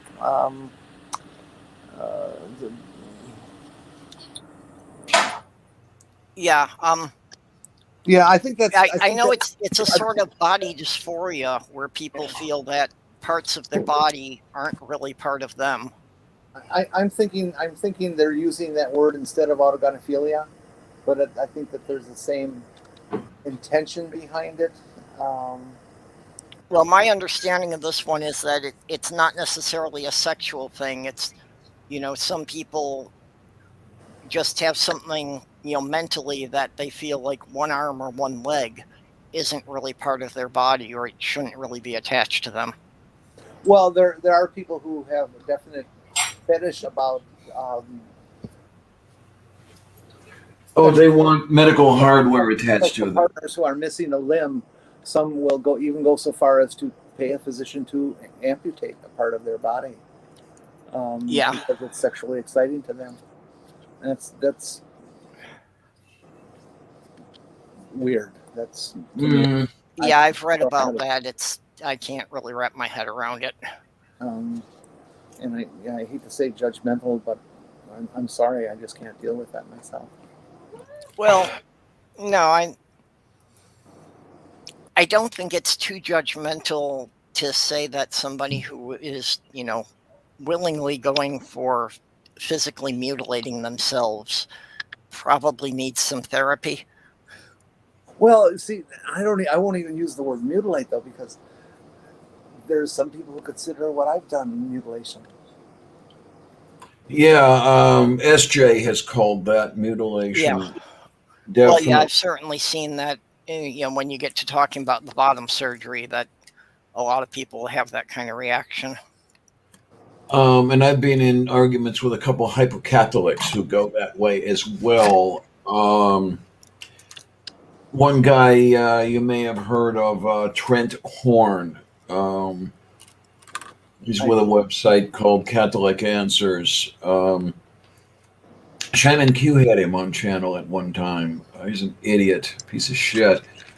But I was in an argument with Sorry. him. He brought Sorry. up the person who has the disorder where a limb is not in their body map and they believe it's not part of themselves and they want it removed, and he's going on about how that shouldn't be allowed, just like somebody like me should not be allowed. well, it's um, not. If you, I don't know if there's a law against it. There probably isn't, but ethically, for a physician to do that breaks every ethical code in the book. To do that to well, here's someone. the thing though, the way I'm looking at it, and maybe I'm not looking at it the right way, but if you've got somebody who's got that body dysmorphia disorder, whatever it's called, where he thinks his arm is not part of himself, and it's driving him crazy. He wants rid of it so he can feel better. And if you're getting rid of that arm actually does make him feel better, then I'm saying, okay, go for it and do it. I would not class that as a sexual disorder unless. No, it's not. It's not a No, sexual that's why I disorder. was No. saying it's not necessarily sexual. It's just a form of extreme body dysmorphia. Mm-hmm. And yeah, obviously, I would say it's definitely a last resort. But Yeah. if Yeah. Yep. Yep. they've Yep. Yep. tried Yep. all sorts of mental therapy and so forth, and the person's not making any progress, that yeah, maybe in some extreme cases, removing the limb might be the best thing for the person, just Yeah. so that they could reach a better mental stability. Now, I don't know if that would apply to the person who wants a cat attached to himself. I mean, if you did that and he felt better, would that be a good thing to do? Oh, okay. I would have issues with if the cat could consent. Mm. See, I don't know if I should bring this up. Oh, go ahead, Jenny. We're far enough in. I have met transgender women who don't want to have bottom surgery in the traditional sense, that there would be penal inversion and castration or oreectomy, to be more precise, and vulvoplasty and labiaplasty and all that, but they want to retain their penis, testicles, and scrotum, but they still want a vagina. Oh, I know somebody like that. And I don't know how to. That's another one. Don't get how do I deal with this? I don't know how I could. I would have to work with somebody in group therapy with that. Yeah, I don't even that know. seems to me that it's working off of more some kind of fantasy image than something that seems realistic. I don't know if it's possible to do that. To have both and have function in them. I don't think it would be possible to have both and have sensation in both of them. It depends on how you define function. Oh, God, that's why I'm saying, as actually being able to have pleasurable sensations in both. I just don't think that the nerves could be wired for that. Right. Well, I guess I tend to agree with that, but that's kind of a beside the point. Yeah. I mean, I've seen things like that on fetish sites as illustrations and such, but the question then becomes in terms of this person's treatment in the medical community. Is this person a legitimate transgender person? Does this qualify? Oh, don't let anybody hear you say that. Exactly. That this will blow up the argument and make people crazy. Are they transgender, or is this a fetish or paraphilia? And that's what I say. I don't know how to deal with it. I would rather just avoid it myself. I've got into a number of arguments concerning that person in Canada. What the heck is Yaniv? Oh, that person, yeah. I've questioned that person's motives, and nobody wants to hear me say that. Lots and lots of people have questioned that person's motives. You're certainly not alone in that one. That's a very unusual human being. Yeah. For those in the chat who don't know, this is a person who has is highly litigious and sues at the drop of a hat, and tries to make everything discriminatory against her as a transgender person. She was the one who, she has full male organs, and she wanted to go to a person who does bikini waxing on women. Yep. And demanded that this person do that on them. And the response of the service provider was, I only do that to women. And I'm sure by their comment on that, they meant genitals. Right.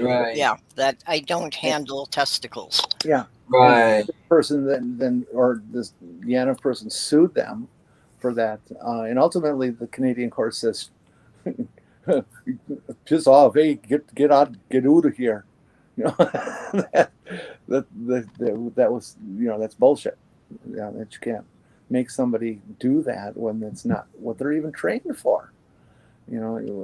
Waxing on somebody who. Waxing. Yeah. Well, and clearly it was done. As a publicity stunt, because I am sure that no man would want somebody doing that to him unless they were specifically trained to handle those parts. Well, I don't think it was publicity stunts. I think they were in it to get a cash award. I think that was the whole object of it, was to make some money off of it. Yeah, well, one or the other, but yeah. Yeah, and the problem with that, the problem with that is that it brings the rest of us, we trans people, it brings the rest of us into question. Oh, absolutely, it does. Yeah, the basic cis person is inclined to say, well, you're all like that, right? And is not inclined to accept what we're saying when we say, no, we're not all like that. And it becomes the germ of the argument that the naysayers of trans people will use as a way to prove that we're inappropriate, that we're crazy, and all that Yeah, stuff. Not just the general public not understanding, but these Well, and people that's the problem with, use it as an attack. any minority group, is that the media is only going to cover the ones who are on the most extreme. The ones who are in the middle of any scale just aren't interesting enough to make the news. Mm-hmm. Man. So yeah, that's the general public always gets the perception of the people who are on the furthest extreme. Mm-hmm. I would like to know if there are trans cats.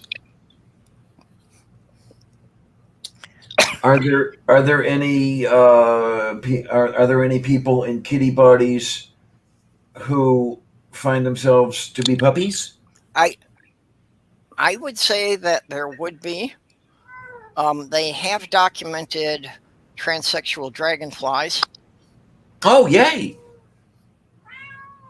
So yeah, and this is something I go to anytime people get on the thing of it, being unnatural or anything with being gay is being unnatural. I really need to ask for a citation. I would really no, and I'm going to be serious when I say this right now. I would like to know if other apes are trans. Are humans the only apes that are trans, or are there others? Well, they have observed, to my understanding, that various researchers or scientists, whatever you want to call them, have made observations of other species having sex role reversal phenomena that occur. They certainly know that there's gay penguins. They certainly know that male lions will fuck each other, and I believe the bonobo chimps will fuck anything that moves. And well, yes, yeah. And what I was referring to with the dragonflies, I'm sorry I don't have the specific citation, but they actually, somebody was filming them for a documentary, and actually has on camera multiple instances that young males would tuck away their genitalia and pose on a branch in the way a female would usually pose when she's looking for a mate, and wait for a larger male to come and offer them an insect it caught, and allow the larger male to mount them while they're eating it. Well, okay, now so at very least they're cross-dressing hookers. Yeah, okay. I have heard other species do similar deception-oriented behaviors to eliminate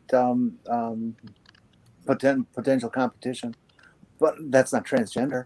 That's not. Well, this wasn't to eliminate competition. This was just, trading sexual favors for a free meal.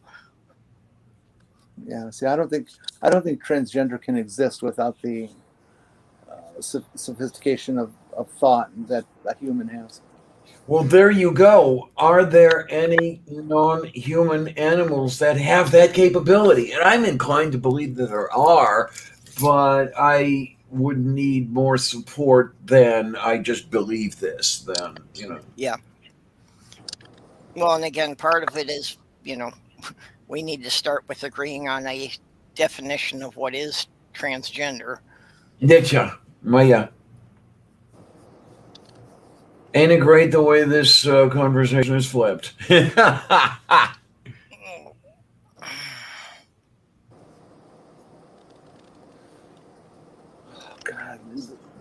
Paraphrenia. I've got to put that up. And a lot of that even gets into. Kitchen is on, and they're doing a dish right now that is just making my mouth water. Just all these beautiful fresh scallions and snow pea pods and. Sorry, which show is that? America's Test Kitchen. Oh yeah, Sloth Girl watches that. I love that show. It is absolutely the best cooking show ever. She's gotten some good recipes off of that. Yeah, I'd love to buy their book and have access to every recipe they've ever done. What is this cat? This Every kitty recipe of theirs I have tried has been just absolute success. Well, you should have it on an Amazon wish list. And who knows, maybe for your birthday or for Christmas, somebody would send you a copy. Yeah, I don't need that because you really can't reduce their recipes down to one person. Yeah, Um, that was something, living with my fiance that I really had problems with, was just getting things down to only serving 2 people. Because I was used to always cooking for 5 or 6. have you ever had honest to goodness, real live buckwheat pancakes? No, I have not. I've had buckwheat pancakes. I'm not sure, when you say real honest to goodness, what the qualifications are. Well, that term will be used. People will call whole wheat pancakes Oh, buckwheat, and that's no, not. I've had them made from actually buckwheat flour. Yeah, buckwheat is a different plant, Mm-hmm. and they're just spectacular. Put it on your bucket list, Diana. Okay, It's not mate many. says They're hard to dolphins might be find. capable There of are being some places that transgender. make it. I've got to see where I could get buckwheat flour. Oh, I'm sure that what's that one? Reds, Who, what, where? Reds or Red Mill or Oh, I think I know who you're talking about. Yeah. they sell everything. Because I tell you, I have a hard time finding even rye flour. Oh yeah. I used to be able to get it at Aldi, but I don't see it there anymore.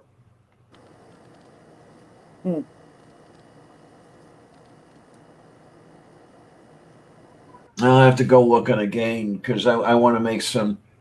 I want to make some rye bread. I want to make a Reuben sandwich. I haven't had a Reuben sandwich in ages.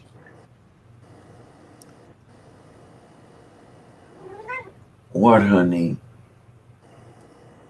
A cat flavored Reuben sandwich. Well, there's no Jewish people in Minnesota. I haven't seen a deli in years. oh, go to St. Louis Park.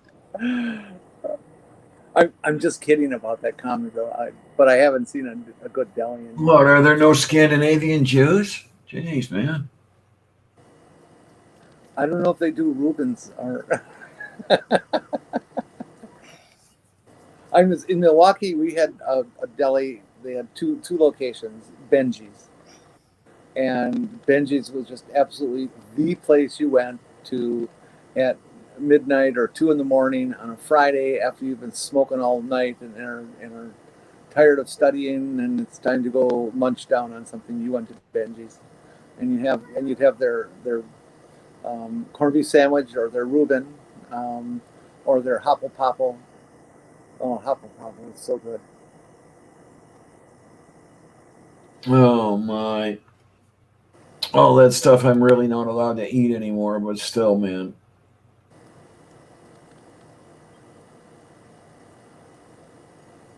Yeah, I'm finding buckwheat flour online, but stuff is pricey. What they want? $10 a pound? Yeah, $10 to $15 for a 1-pound bag. Whoa!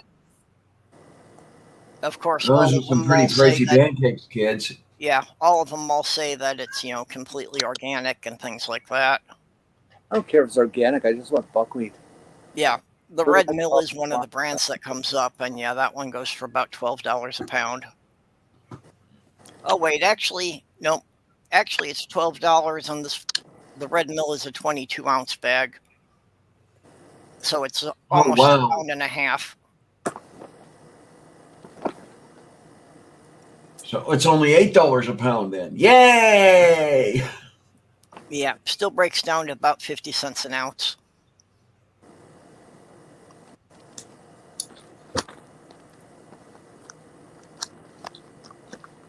S06-ep12 potianda. What, honey? Okay, and What? just a quick update here.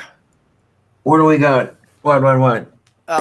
Yeah, just for Jen's fundraiser is up to $920. Oh, wow. Yay. Good job, Chad. Bunch of sweethearts. So, yep. Wait a minute. Am I? Oh, I see what's happening here. I thought that these were. No, I want to see all of the donations. Okay, so you've Yeah, so got that. there's 3 donations that have come in since we've been online. Wow, that's great. Thank you, people. This is. Very, very generous people. This. Yep. I can't Yeah, find my we do lighter. have some very generous people in the group. I can't seem find my very lighter. good. How am I going to smoke a cigarette on the way to my doctor's appointment? That's a way to quit. You just quit buying matches and lighters. Oh, there they are.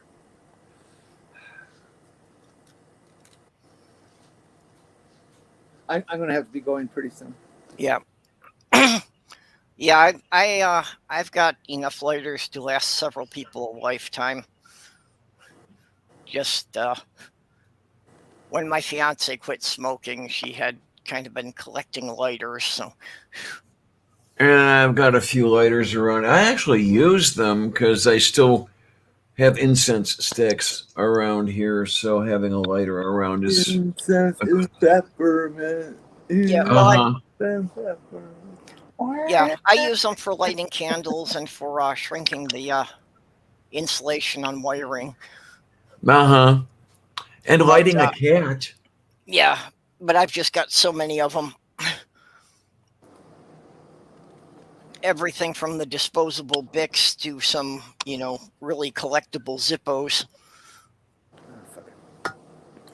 I've got a couple Zippos here I haven't used in a long time. That's one of the things I still have problems with is that, I've got things from my fiance that I have no use for. I don't have any place to keep them, but I don't know. Getting rid of them still seems somehow disrespectful. Daju korostu.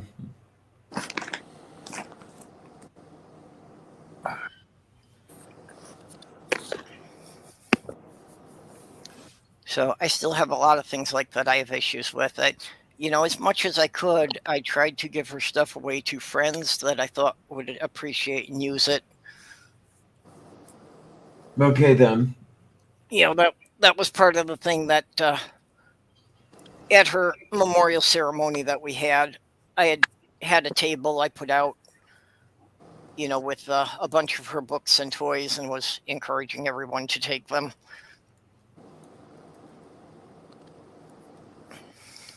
And of course, her artwork that got, all of her close friends got some of her artwork.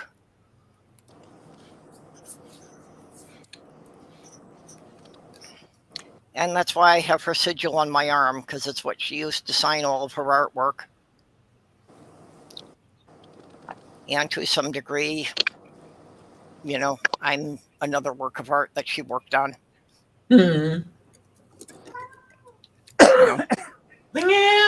Now, you hear this cat, don't you? Well, kids, I'm going to start motivating out of here. I gotta go wee. That's why I'm breaking it up now. Okay. S06-ep12. Yeah, have a good day. I hope the group therapy thing goes well.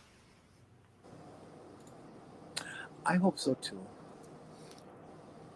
I was told at the gender clinic that there's a trans therapy group here too, but I haven't been able to make contact with the facilitator yet.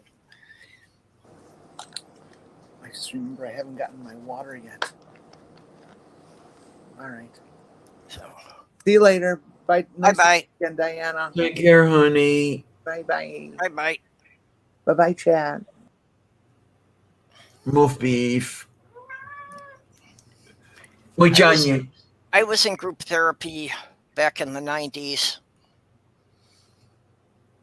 And it did help, but the biggest thing I took away from it is that the original Bob Newhart show is a lot funnier after you've been through group therapy. Yeah, okay. There's a lot of little jokes between him and his wife in that show that you won't get otherwise. Okay, then. I haven't seen that in a long time.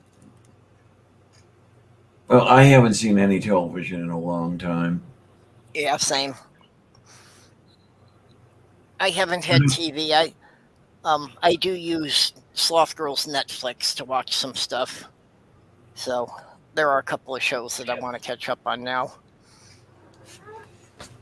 Although Mood. one that people keep telling me and I would have liked to watch is Babylon 5. Unfortunately, that's only available through Amazon Prime. And after you have the Prime membership, it still costs $30 per season. Whoa. And yeah, I'm not going to pay $150 just to watch one TV show. Right. Yeah, Kate gives me a hard time about Babylon 5. She, you love it, you love it, you love it. Is it? Yeah, but right now I don't have the scratch. Yeah, well, that's I was looking for it, and again, Sloth Girls got the Amazon Prime, so if it was available just as being subscribed to the service, I'd certainly watch it. But, excuse me, that extra cost is a little too steep for me.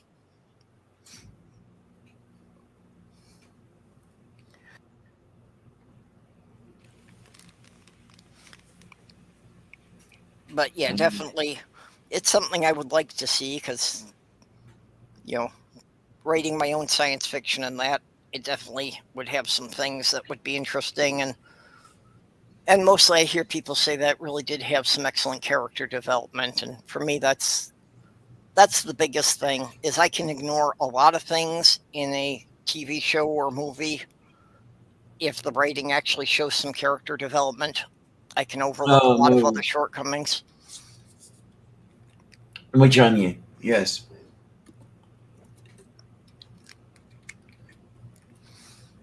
That's my word of the year, by the way. Wait a minute, did I? I will overuse that word until everybody is sick of it. Okay, what's its literal meaning? Oh, it is moo in Russian.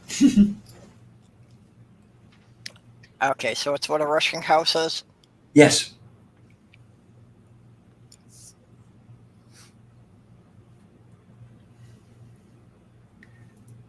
Okay, And then- Mage said I had an idea for an alien species who naturally changes their sex every few years. If you've got a story based on that, I'd like to see it. Well, there are fish that do that. Yep. Mostly with fish and some amphibians.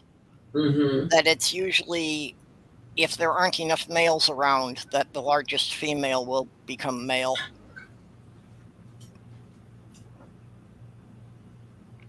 Oh, And yeah, right. there's a couple of species of fish that's a regular thing, that there will only be one male for a school of fish.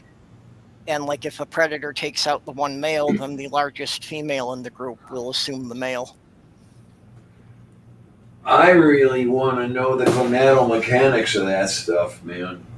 Yeah, I do wonder how that's naturally triggered to happen. Mm-hmm.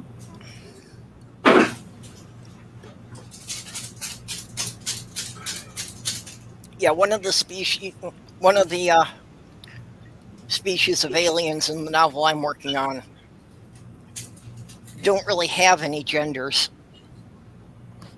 That they just all lay eggs in a community nest, and before the shell of the eggs harden, often eggs will just merge together to fertilize each other. Oh, okay. And since they all just lay their eggs in one community nest, when they hatch, they really don't even know who the parents are because they just all take turns tending the nest. I was going to say, so everybody takes care of the kids. Okay. Yep.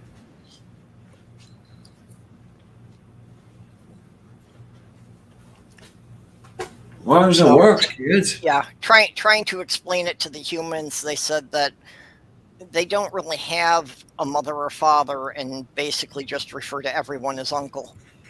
Ah, Majani, I like it.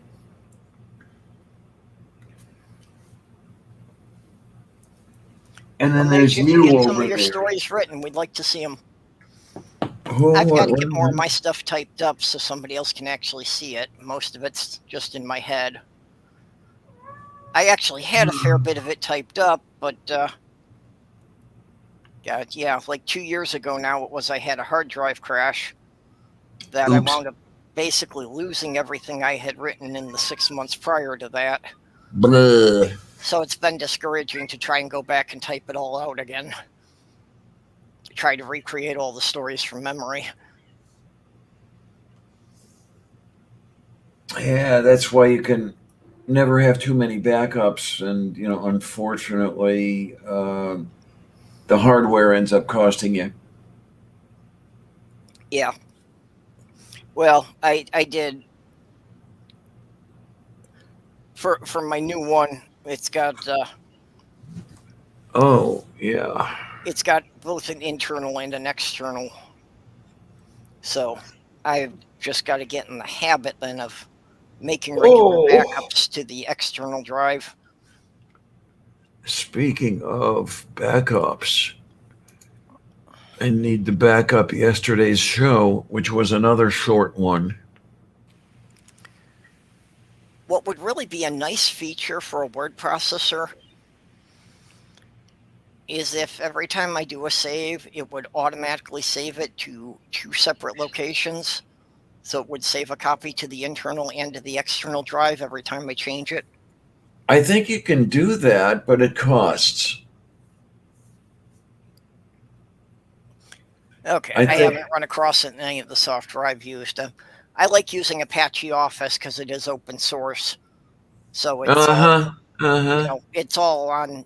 If you like it, send us a donation, but you can get the full version without paying. Which, yeah, I've been broke most of my life, so any software that costs more than about $5 I haven't been able to afford.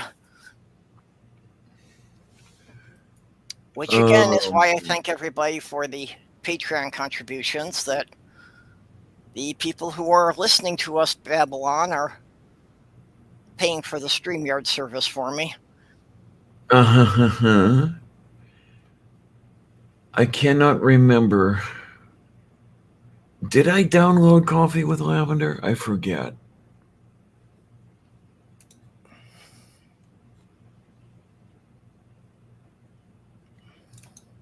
Videos, Lavender Lady, live streams, Coffee with Lavender, published. No, I guess not. Okay, so I can download that one as well. That's an interesting way of handling it, Mage. But yeah, I actually, one of these stories I started out with was kind of on the opposite side of that, of one of the aliens basically compiling material for a documentary about humans. Oh, wait a minute. There's Coffee with Lavender, number 134. Yay! Yeah, it's important to have copies of that. I really should too. I've got to go back and download all of my chats just in case YouTube for some reason decides I shouldn't have access to my account. Yeah. When I heard and read of some people losing everything they had to that sort of thing, that's when I really started doing it myself. Oh, YouTube deleted my account twice before I uploaded my first video. That is the poo-poo-ness. So I can only assume that was based on somebody complaining about comments I left on other people's videos. When I was responding to a lot of the atheist videos, I noticed the same guy kept coming up, who apparently was Muslim, and I apparently pissed him off, so I think he was reporting me regularly. Oh Lord, some people just have no hobbies. Yeah, Well, he I was should. perfectly happy criticizing the Christians, but didn't like it when I was asking questions about the Muslims. Nah.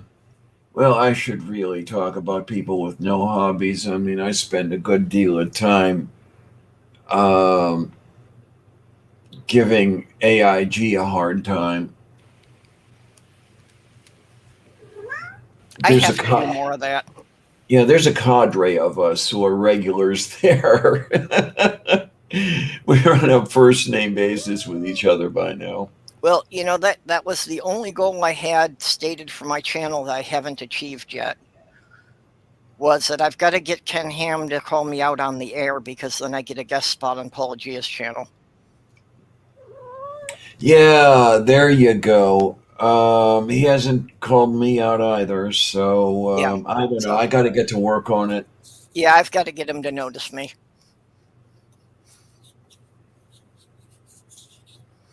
I just haven't really done enough, specifically religious content for any of them to take notice of me. Yeah, huh?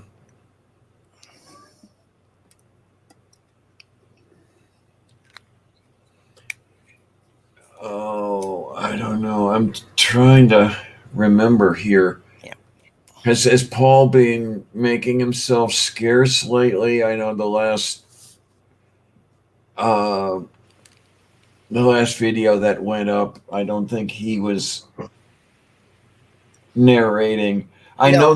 I know that he's moved, so I don't know if he's still moving furniture or what he's doing.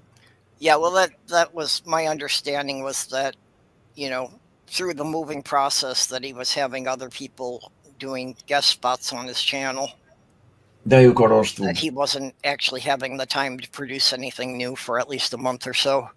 Mm-hmm.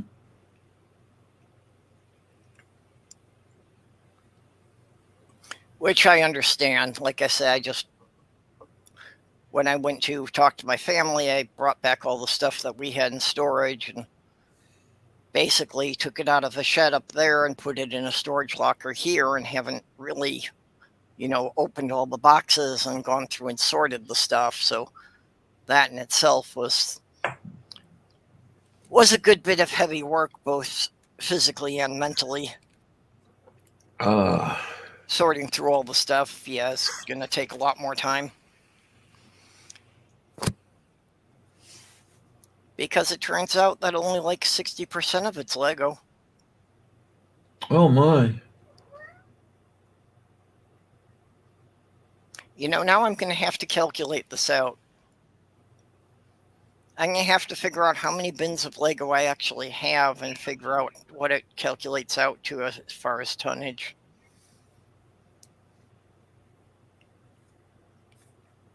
Yeah, Sloth Girl's son was surprised because I had told him that my Lego collection would not fit in a full-size van.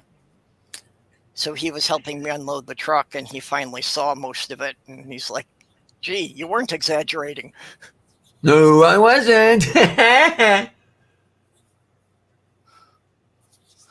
So like, yeah, we're getting close to the point of filling a small bedroom now.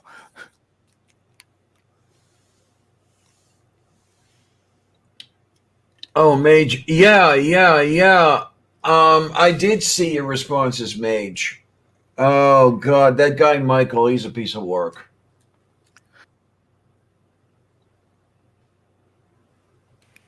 Michael, has he been commenting on your stuff?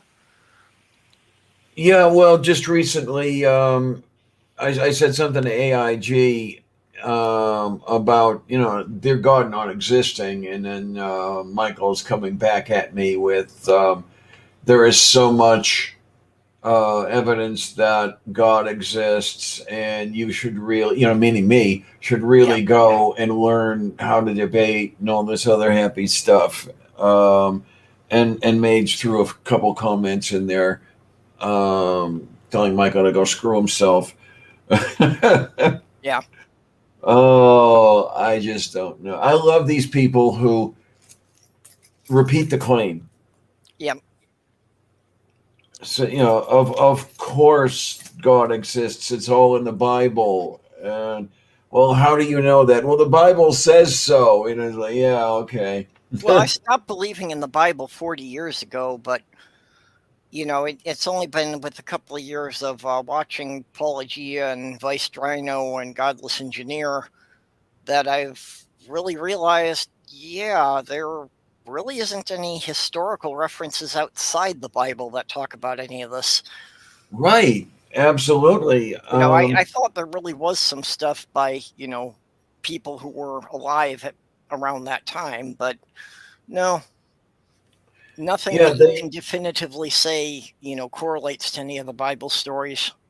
yeah, I can find stuff that people have written about the religious community, but not about the Jesus Christ character or anything that specific. Yeah, there Yeah. it's always about Christianity and not about Christ. Yeah.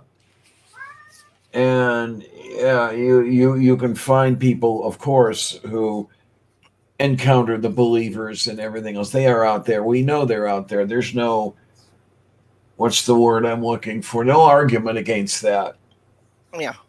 Oh well. Yeah, and even, like the crucifixion and that was a common punishment at the time. So, Yeah. yeah, you can find a lot of accounts of people being crucified, but you can't find anything that you could really identify a specific individual.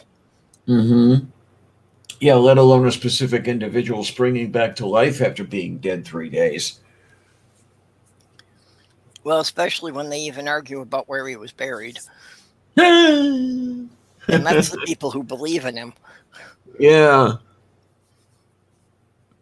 Oh, I don't know. It's just, I get it. I really do. I mean, they will, what's the word? They will tell me that I'm full of it. But I will say, I have their motives. Yes, I know their motives. They need that crap to be true because they are using it as a basis of authority. Yep. We have to take their commands seriously because they come out of this book. And as soon as you prove the book wrong, well, their commands don't mean shit, do they? Oh, I don't know. Yeah, and if the Bible is, true and literally inspired by God, then why do we have 4,500 different denominations of Christians who all have different interpretations of the same chapter? Yep. Oh, yeah. And the third book of Cat has something to say about that. What, honey? What do you want? Looking up at me like I have cheeky or something. I don't know. She's Damn asking, cat. what part of meow don't you understand?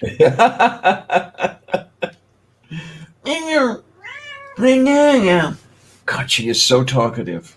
Mm. I have never known a kitty who talks as much as this one. Well, Sammy is all clingy and laying on my feet because after leaving him alone for a week, I've been cleaning and moving things around, which distresses him. And then there were two strangers in the apartment this morning. Oh, no.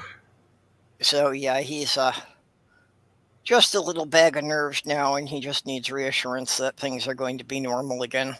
What, were you having an inspection? Yeah.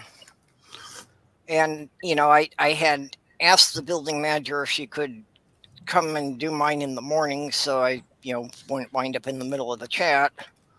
And when I asked her, she said probably not, but then they were here about 10:30 this morning anyway, so okay, at then. least they got it over with before I got into this.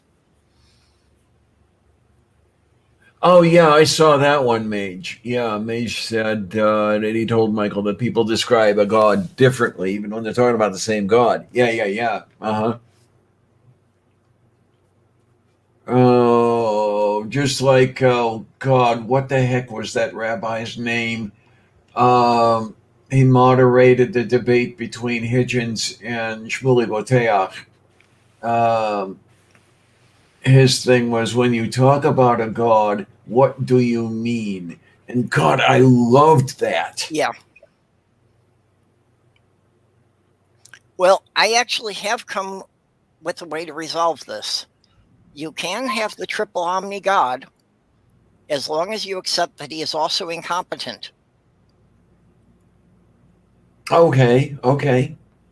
That makes sense. He may be able to do everything, he may be able to know everything. Yeah, he just screws things up. Yeah. Mm-hmm. Yeah, royally. Well, And of see, course, that's why I think polytheism makes more sense than monotheism. If you have a oh, single all sure. powerful God in control of everything, the universe should run perfectly. The fact that we see so much of it screwed up makes a lot more sense if you believe there's like a dozen gods who are constantly bickering over who's in control. Yeah. Yeah, the old family squabbles they had on Olympus. Right. Oh Yeah, my. I tend to fall back to the Norse gods just because of my Scandinavian heritage. Okay then. But Oh. yeah, you get that kind of thing that you got the one brother who's constantly playing tricks on everybody and just kind of screwing up the works because he thinks it's funny. Oh my.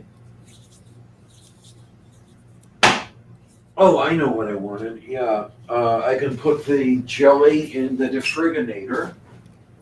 Oh! Yeah! I've got most of my watermelon in the defriginator. I can eat that. Yummy. I've got a small watermelon a friend gave me. Actually, yeah.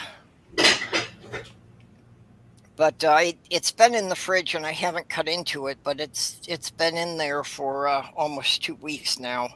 I'm just Oh not sure my. how long it stays good in that state. Oh my. If you're going to eat it at all, you better do it soon. Yeah. Well, like I said, somebody gave it to me just before I went on my trip.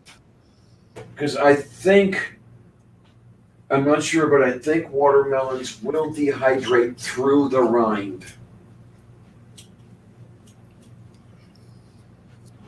So even when you don't cut into it, yeah. Well, I wasn't sure about that, or just, is it a fruit that like continues to ripen even after it's off the vine? So, would it have Um, gotten to the point of being overripe now and turned sour? okay, I think I get where you're coming from there. Couldn't tell you on that one. I haven't. Because some fruits, if you pick them and you keep them cold, then that stops that process. Other fruits, it keeps going. Yeah, huh? I don't know where watermelon falls in that. Oh, bullshit. I didn't cut a piece.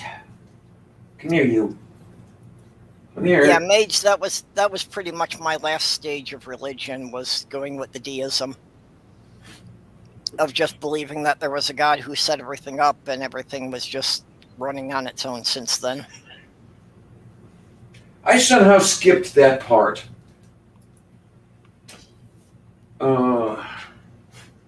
Okay, Mage says watermelon doesn't ripen any further after it's off the vine.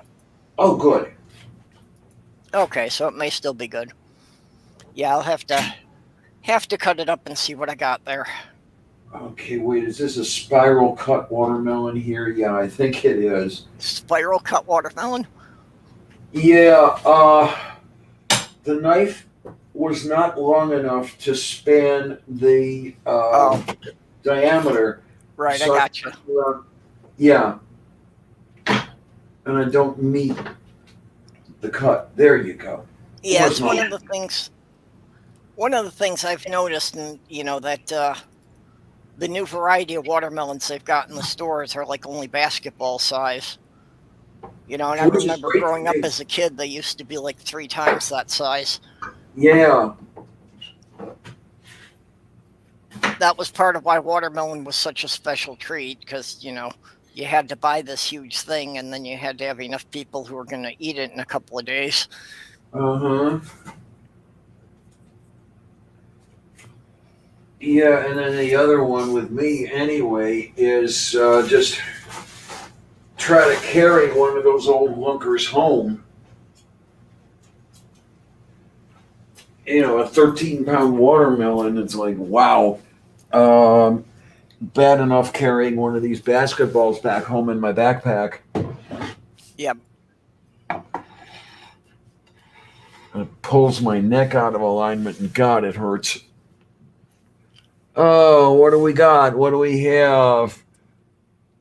May just growing a bush. Oh, watermelon. Okay. Well, Yeah. At one point, I tried growing some watermelon, and we went away on vacation, and we came back, and the vines had taken over the entire garden, but we never got any fruits off them. oh, darn it. But they had just sprawled out over the entire garden patch and basically had, the shade from their leaves had prevented anything else from getting going. Never tried growing watermelon. And now I don't have enough place to grow anything. Damn it. Yeah, when I still lived with my parents, they had, my dad had turned a section of the backyard into a garden. He produced an incredible amount for such a small plot. Okay, yeah, But my then, wife. But then also the park district had some land that just wasn't being used for anything. So they set it up as community garden plots that at the beginning of the season, they'd have a guy come in and till up the whole field, and then they'd, cut it off into like 10 by 10 garden plots that everybody could take. Oh, wow, that sounds lovely.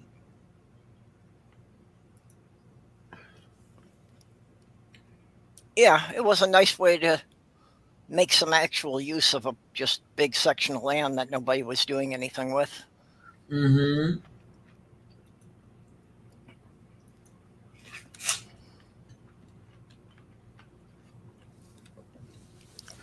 My wife and I kept a garden. We had, I think it was,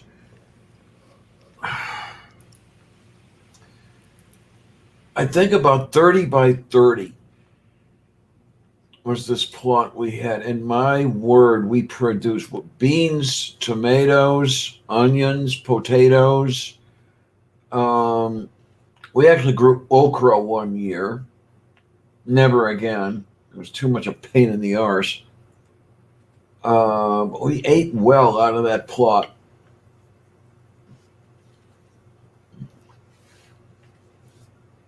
And then there was a raspberry or a gooseberry or something bush behind the garage. We finally had to get rid of it because it was putting roots through the foundation. Yeah, it's actually amazing what the roots of even relatively small plants can do if they find a crack in the concrete. Uh-huh.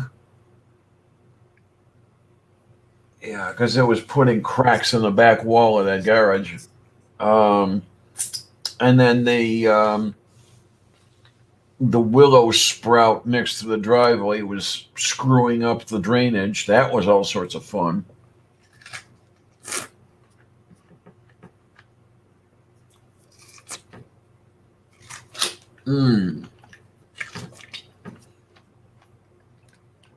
Yummy and tasty watermelon. But what I need to do, I know what I need to do. I need to cut these quarters in half. That's what I need.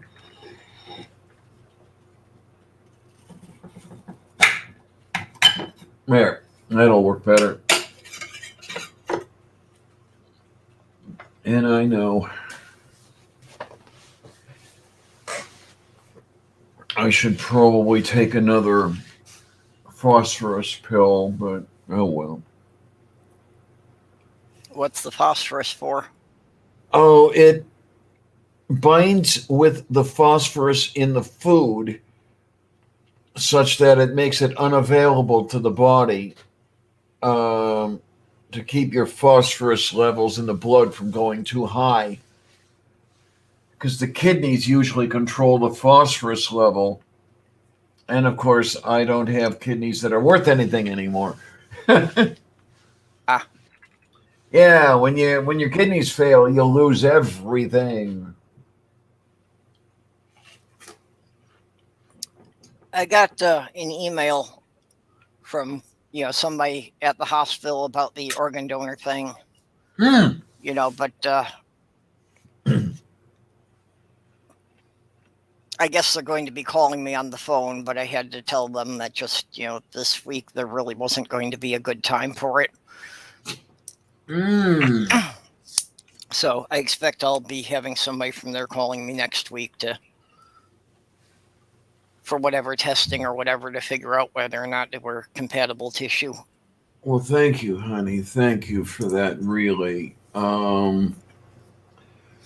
I still have a whole bunch of paperwork to do, and I have the appointment on the 3rd of September. I don't know what they are going to tell me because I live alone. And before you get started, my nephrologist was talking to me Saturday, and she mentioned another patient of hers who was denied a chance at a kidney because he lives alone, and they would not accept even someone coming over and looking after him after surgery. It had to be somebody living with him. So I don't know what that's all going on with. I'll have to get it from them firsthand, see what happens. Yeah.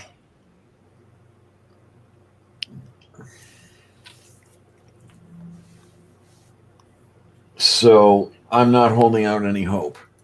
As I've told a couple people already, if you want to break a man, if you want to bend him to your will, give him hope. And for that promise that will never be fulfilled, he will do anything.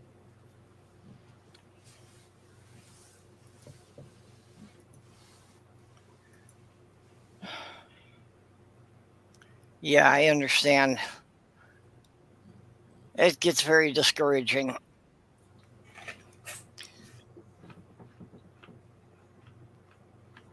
And of course, that's how religion works.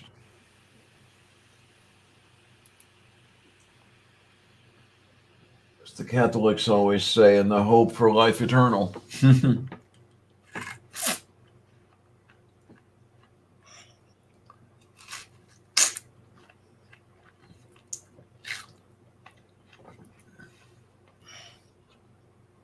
Yummy and tasty watermelon.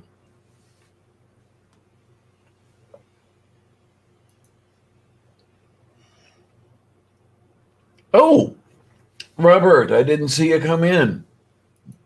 Oh, no, I didn't see Robert come in either. Sorry. Oh, Mage. Oh, yeah. And Jen with one N. Oh, Jen. Yep. I was Hi, trying honey. to do some editing of the description, so I didn't have the side chat up there. Oh, my, look at that, will you? Yep. And I was just checking Jen's fundraiser again. Yeah, so we're still at 920.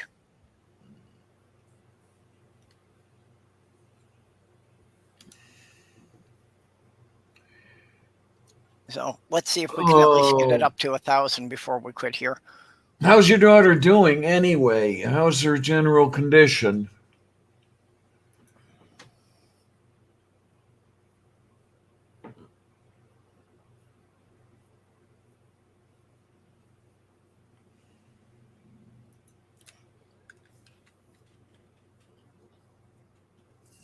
Oh, excuse me. I mean, I understand that she can't be too happy. I mean, considering that she was extremely damaged and then dumped. Great. Yeah.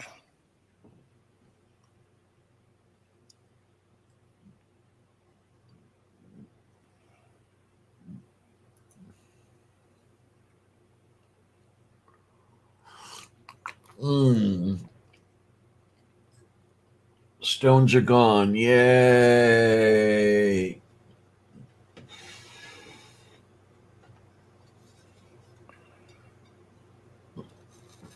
Okay, let's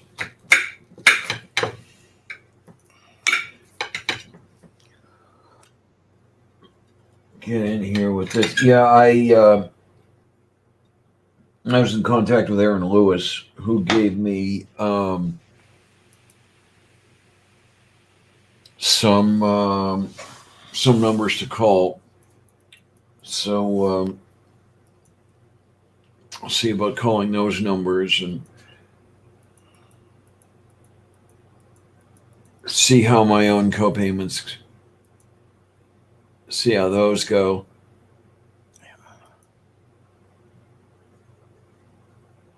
Well, I'm glad they at least got rid of the kidney stones. Moo. I had to take my ex to the emergency room with what turned out to be her passing a kidney stone the size of a grain of rice. Oh. And yeah, when she came, got through that, she told me it was a myth that a man could not experience anything as painful as childbirth, because she said that was worse than when she gave birth to her first daughter, who came out at nearly 10 pounds.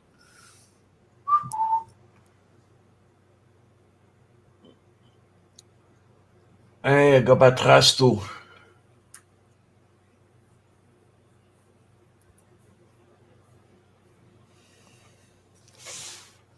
Oh, it's okay. The kitty in my lap is being very easily startled because there's been too much weird stuff going on.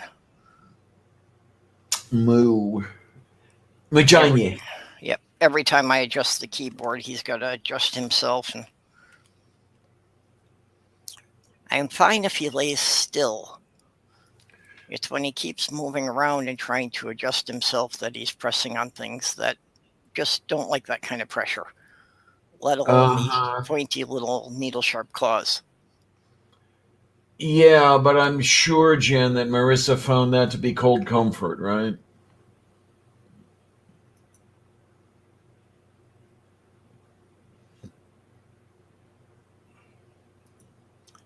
Yeah. Oh, my.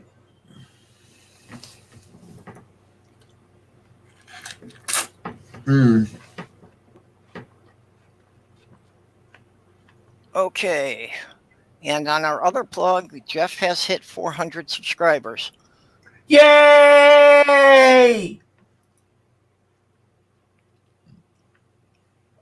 Hooray, I'm useful. Okay, now I guess I'm going to have to make up 100 sock accounts and then subscripticate to them so I can get them up to 500, right?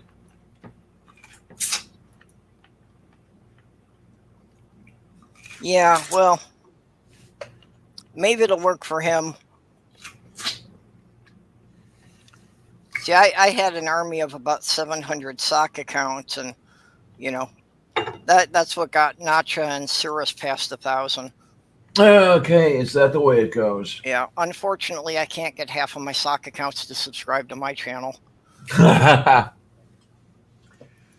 Oh, what I need is some decent content so I can get up to 1,000. No, I'm not giving you a hard time, Kate. You're wonderful. Yeah, I'm still working on the 500 myself. I think I'm up to 472 now. I'm just inching ever so slowly towards 600. I think I'm at 582 or 583, something like that. I had stalled out at 465 for about 6 or 7 months. So Okay, yeah, then. now I'm creeping up again with just a couple more each month. Oh, hey, Doc is back. Hi, honey. Oh, hey, Doc. I've heard that for some people, the CBD works really well for pain management. I could really use something for pain because I'll tell you, that neck really gets me. Yeah, well, from stuff I'm reading, apparently Minnesota still doesn't have recreational marijuana, but you can get by prescription. And I've got 2 of the conditions that are on their list for things it's been approved for. I suppose if I. Yeah, just so I've been debating about following up on that, but I've always got other things more pressing to talk to my doctor about. I suppose if I wanted to push it, I could get medical marijuana here. I just haven't had the time, especially in the last couple months. Yeah, I would also then have the issue that we're not allowed to smoke in the building, not even tobacco. So I Right. won't actually be able to use it at home. I'd have to go outside, which, yeah, in August, no big deal. In November, yeah, different kind of issue. Yep. If I have to go and stand in, below zero weather to take my medication, that's a bit of a problem.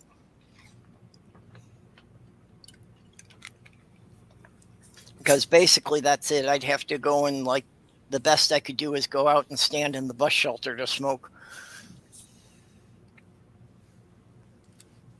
Mm-hmm.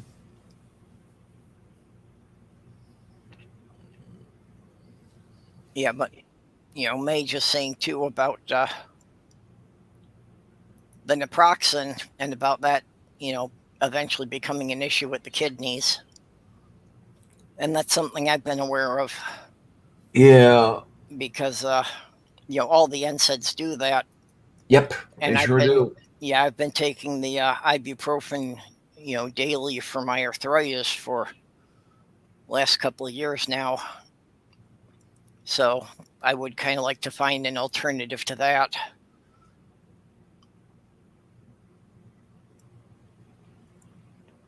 I mean, I didn't get this along being one of the few people in my family who's not an alcoholic just to ruin my kidneys with something I need. Yeah. Uh-huh.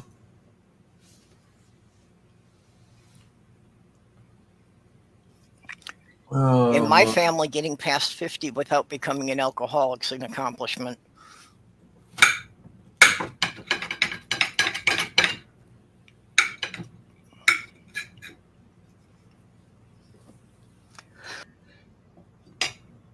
I have tried some of the CBD stuff, some of the gummies. And I don't know if I just, didn't get the right type or what. I didn't really notice a big effect. All I got was, a mild buzz, like having 3 or 4 shots of alcohol. Okay. Yeah, I wouldn't even care about the buzz as long as I could dull the pain. Yeah, well, that's what I mean, that I didn't really notice it having, any more of a pain effect than I would have had with alcohol either. So Mm-hmm. it just, yeah. I know years ago, the recreational stuff worked wonders for me for the pain. I think I've told the story about forgetting I was having back pain the one day because it did such a good job.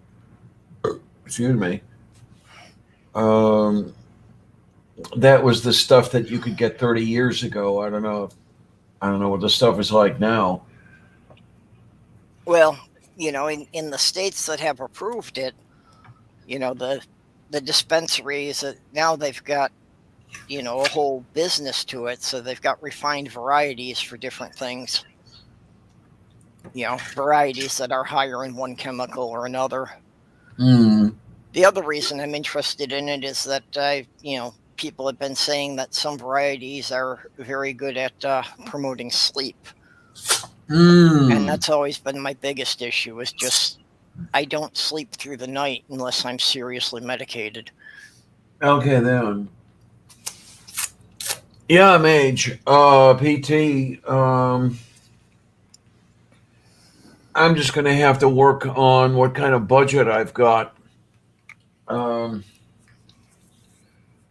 I just got another note from the insurance people. They said they approved some other sort of doctor thing. So that means that there are more co-payments coming my way. I just have to see how much that is and then figure out how much I've got to pay in co-payments and then worry about future co-payments. Yeah. And it honestly, it is the biggest reason that I keep saying you really should move to Minnesota is just the insurance coverage is really so much better here. So many more things they'll cover.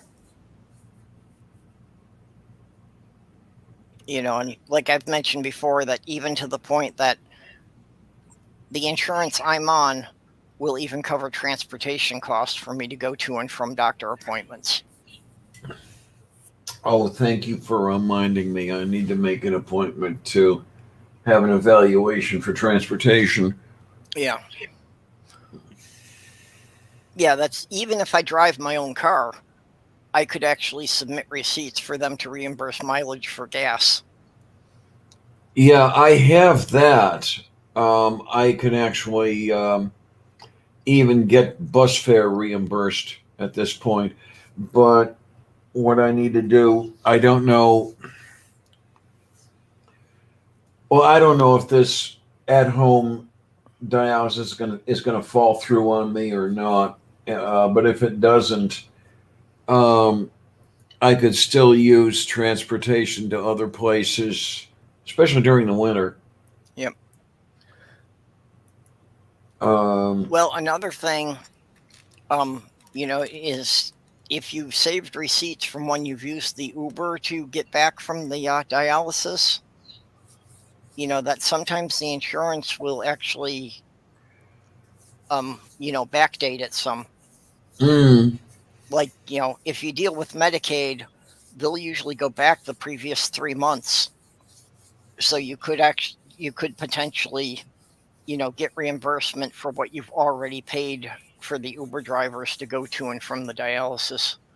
well, um, I get too many Social Security dollars for that level of Medicaid. Yeah, I think you need to try resubmitting the forms because I think with the additional medical expenses, I think it would buy you down below that level. Está beter gaan doen. Because they do make adjustments for any out-of-pocket expenses you have. That's the other thing I Because got. actually, I'm on the same thing that technically I'm like just above the threshold for Medicaid, but because I've got even just things like just my prescriptions and just the regular doctor visits are enough to bring me below the level. Mm.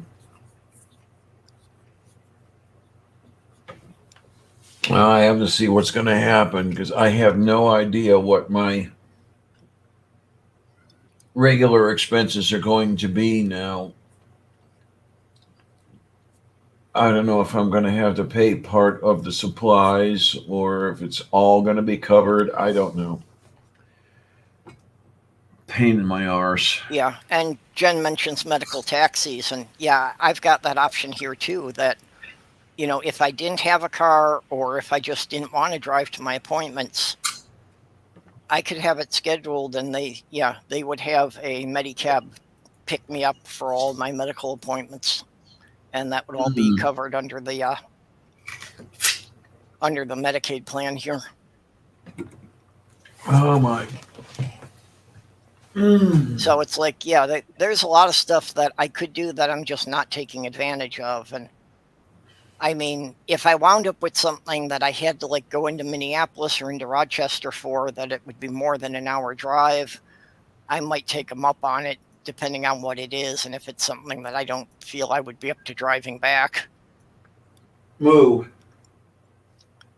The Sloth Girl used that because she had to go in for some testing while I was out of town. So she did use that one time Okay. because the neurology center that she goes to is like an hour and a half drive. Moo.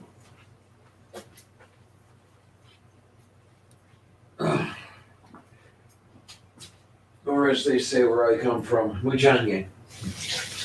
Yeah, the one time I had to go into the psychiatrist office for all the all-day testing thing.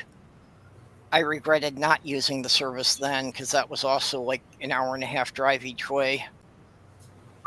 And after the 6 hours of testing, I was just feeling so spent that driving home again, just wish I didn't have to do that.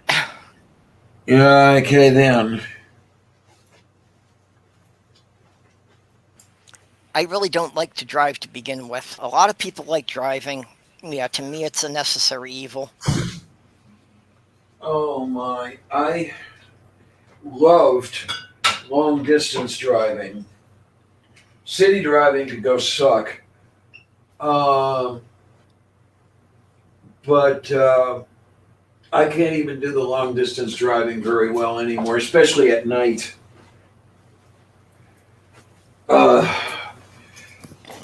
Coming home from the eclipse was not my idea of a good time. I got started a little later than I wanted to, and by the time I got to the outskirts of Cincinnati, it was dark, and trying to drive at night on I-70 was just, no, it was not, it wasn't going right. The glare, trying to see, I was exhausted, it was exhausting me. I finally had to pull over and sleep in a rest stop. Yeah, well, night driving I do well with, but I do have a problem with the glare from the oncoming headlights. So I still wind up wearing the sunglasses with the amber lenses for night driving. Which I knew, yeah. Otherwise, the oncoming cars wind up giving me headaches. That's my eyes are so light sensitive that what most people consider to be a night light is enough for me to read by.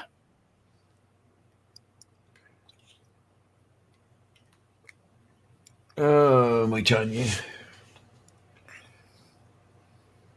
I can sneak up on the cat at night. Meow. Actually, that happens. That happened a lot with Tasha, and just it is something that older cats I've noticed, especially when they get to be teenagers, that they start to lose that. The night vision starts to fade on them, and I can outdo them.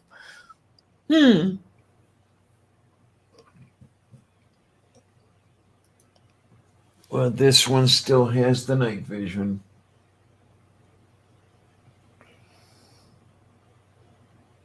She's still a spring chicken. She's only 5. Yeah, we seem to have a bunch of night owls in our group here, so bunch of people that don't do well with bright lights.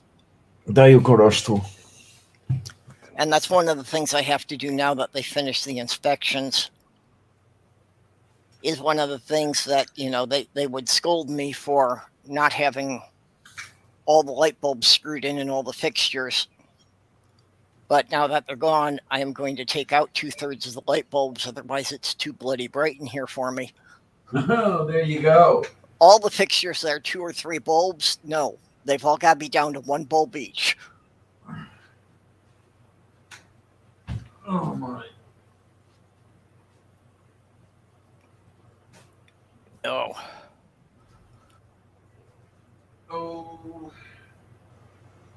Okay.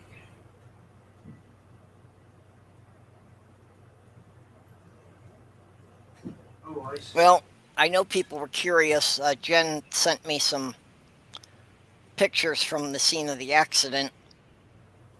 Oh, boy. From Melissa's accident, so I asked, and she said it's okay to share these. I'll stick to just sharing the pictures of the car. Moo. Uh, May chani.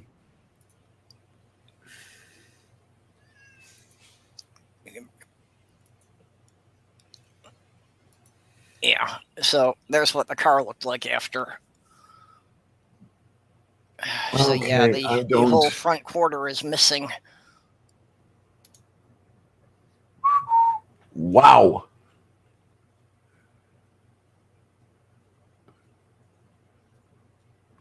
Yeah, and you can see it shoves the front door back so far that the back door popped open. Uh-huh.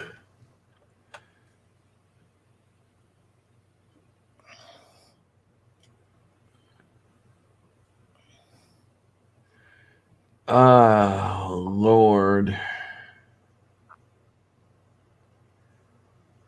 That is the icky doo-doo. Okay.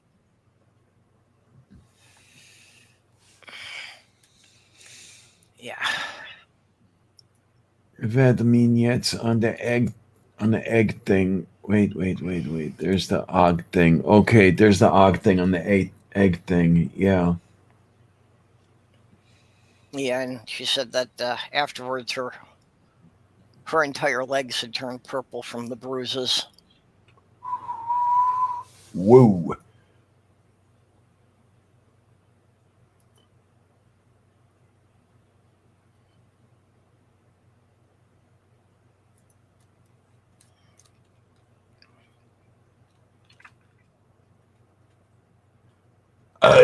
Oh my word.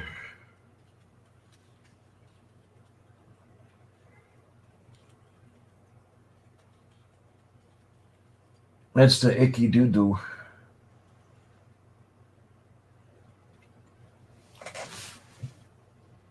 I've got to figure this out.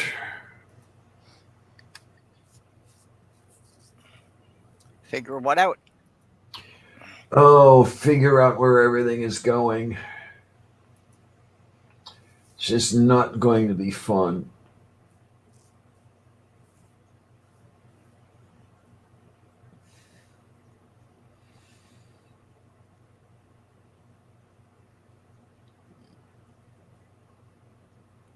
Yeah, May just saying the same thing about the light bulbs, and that's I've got a tiny kitchen. It's a galley kitchen with the cabinets on both sides, and just like a 3-foot walkway up the center. And it's like less than 8 feet long. I had a and it's got a ceiling fixture with 3 bulbs in it, and that's just way too much in there. Especially with all the reflective surfaces. All the white appliances. Yeah, huh? Yes, little one, what? What would you like? Huh? What? Yeah, and Jen was saying Melissa was the passenger in the car, so. Yeah, so she took the brunt of it. Yeah, that was her side. That she was sitting right behind where it got hit. Oh, the other driver hydroplaned. So that's why it was at such a speed. Then he wasn't getting anything on the road to brake with. There's the badigi.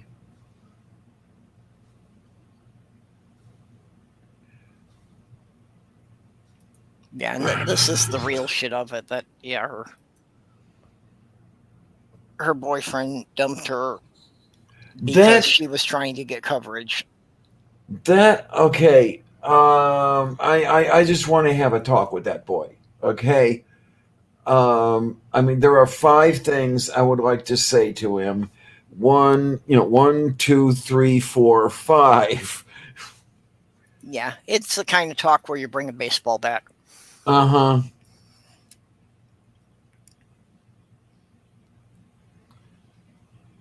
That's gotta be, she's gotta feel like absolute shit. I mean, that's just not something a decent human being would do. Yeah, well, that level of physical pain and then having to deal with the mental crap on top of that.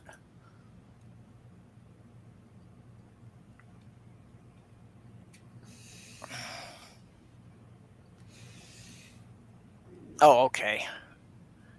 All right, I get it now. Yeah, okay. So it was just the one car, but he hydroplaned and went into the cement barrier. Mm-hmm. Yeah, that's what I had thought you had said at the first. Yeah. Okay, yeah, I wasn't quite understanding it. I thought there were two cars involved. Um, yeah, at 358, he hydroplaned car versus the concrete barrier. Yeah. Yeah. I like the way she put it. Just one car. It used to be a BMW. Oh, Lord. I just don't know. I have to wonder, what did his family have to say? Well, that part I caught that basically it was that his father was upset about the insurance going up.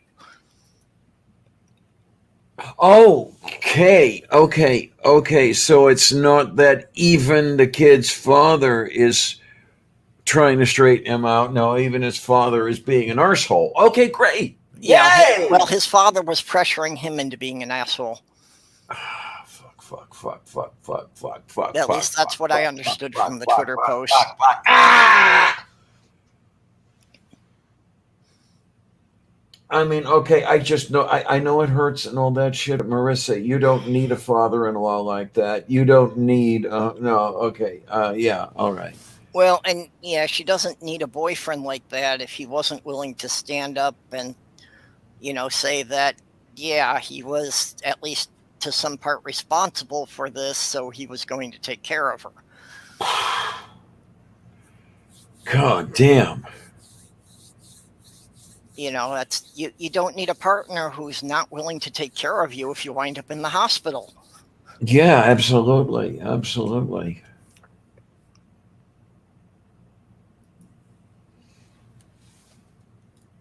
His daddy gave him that car. Oh, for fuck's sake.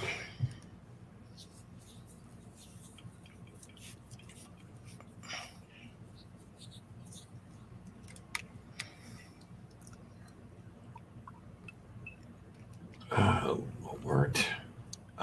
Yeah. Sometimes I wonder why I even hang out with humans anymore. Yeah, I get it. But then you have the people in this group and people who have been very good at helping each other out and taking care of each other. Okay, so both parents are a piece of work. All right, then.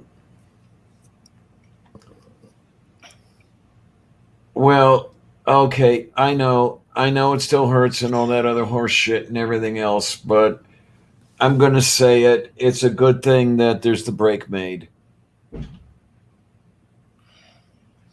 Yeah, it's a lousy way to find out, but Yeah, huh? it does not sound like somebody you'd want to be building a life with.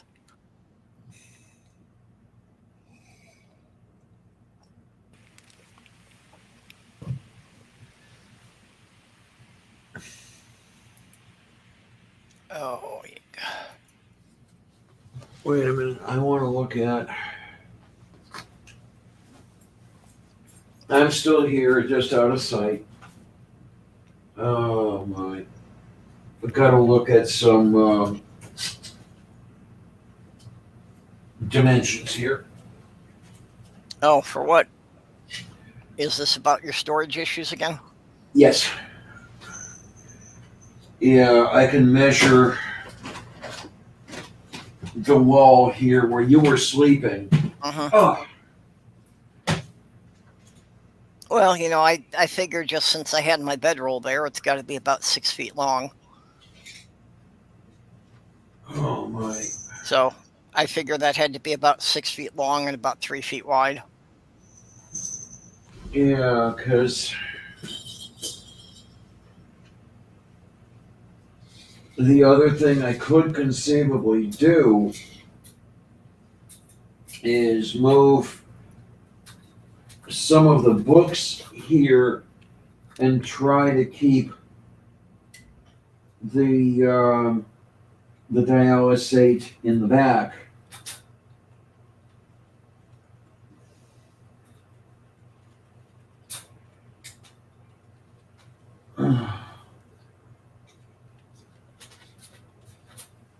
And of course, yeah, no matter what I do, it's all going to fall through anyway. Okay, so I'm looking at about 70 inches up to the cat agfu.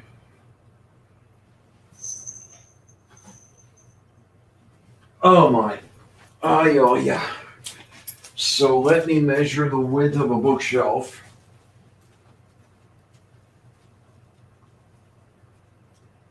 Oh. Yeah. Wish we'd had the info on that when I was there. I could have helped you build another set of shelves. That's why I had even brought my tool bucket along. Okay, a bookshelf is about 30 inches wide. So I could stuff 2 bookshelves where that bicycle is, where you were sleeping. Yep. And conceivably pile boxes in the back. So I guess that's. I guess Huh? I didn't realize what was involved that would be so bulky, but I guess that being a prescription thing, they probably, wanting you to have the space to store a 3-month supply or something. They want, yeah, the space to store a month's supply of fluid, which there's a box a day, and each of the boxes, I think she said, contains 6 liters of fluid. Well, that's what I was going to say, that if they were going by something like the IV bags of saline, that those were like a liter for each bag. Yeah.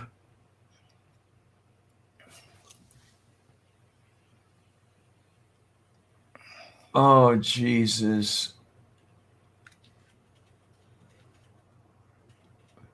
Then he dumped her the next day while she was still high on Delog. Oh, Jesus fucking Christ.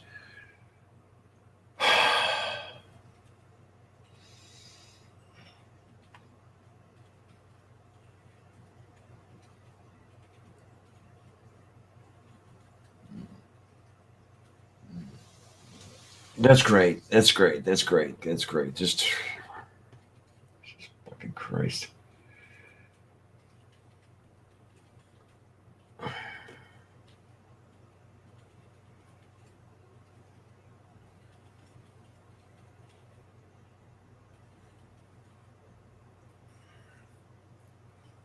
No, you're not hearing happiness out of me here. Yeah. Yeah. Yeah, doing it while she's, too drugged up to be fully understanding what's going on is just one more step of making it worse.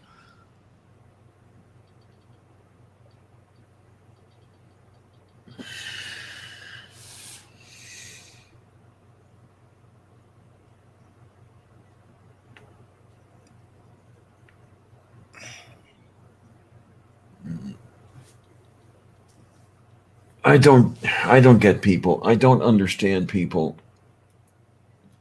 Yeah, I don't see how you could be so lacking in empathy, that you would just not be taking care of somebody in that condition. I mean, even if it was somebody I didn't really know that well, Yeah. you still feel an obligation to make sure they're going to survive.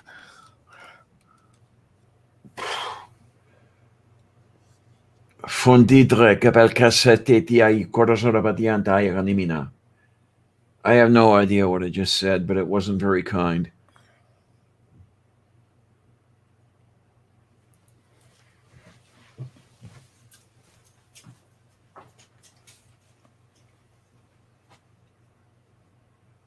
Okay. Okay.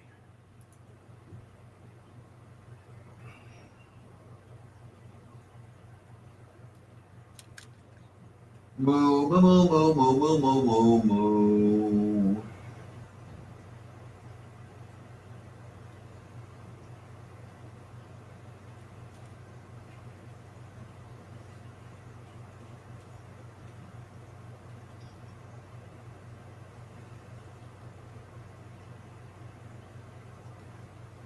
Oh my, oh my.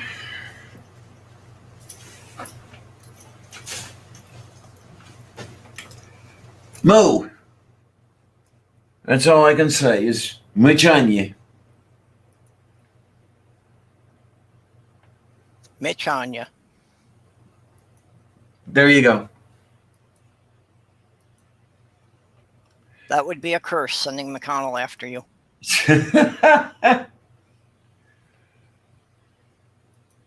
Yeah, that's one of those. That's one of those letters that does not have an English equivalent. Yeah. Well, my dad's side is Polish, so there were a couple of those in my great grandfather's name. Uh That's why when they immigrated to the U.S., the last name lost a syllable. huh. It got shortened by about 5 letters because the immigration officer didn't know how to write that on the form. Oh my word! Yep.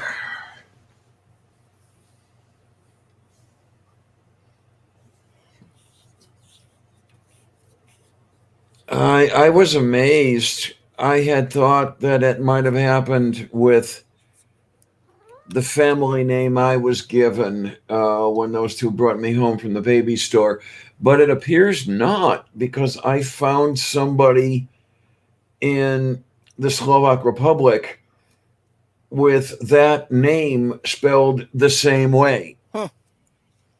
So yeah, you can even trace it back to that region, and they're spelling it the same there. It's not just the way it was Americanized. Yeah, I was going to write him a note and I never got around to it. I might have to do something about that. I mean, I discovered that he existed, oh, I don't know, about 25 years ago. Guy by the name of Tibor Zavartke. Um,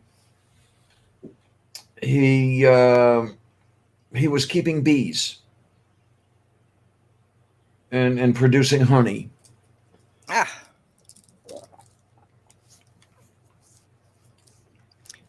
it's an interesting craft. Yeah.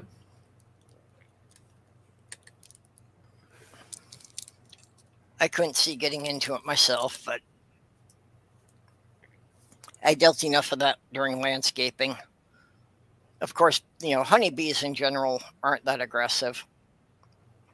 Some of their neighbors are more painful to get close to. Moo, moo. What? Wow. Wow. But see, the guy I was working for was allergic to bee stings, had an EpiPen in the truck. Okay. Anytime there was a question of if there might be a bee or a wasp hive in that area, I was the one who had to go deal with it. Okay then. Fortunately, I have a minimal reaction to such things that I've taken more than a dozen wasp stings and, Ooh. don't get much more than just some red irritated spots that look like huge mosquito bites. I have been extremely lucky and I have not been stung by anybody in that particular biological classification.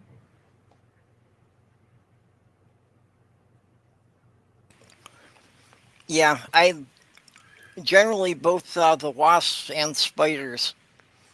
I haven't had much response to the venom. The Yeah, only I've time I taken. had a really serious response was when I was a teenager. I got bit by a black widow, Ooh. and that did make me dizzy to the point that I felt I was almost going to faint. Okay then.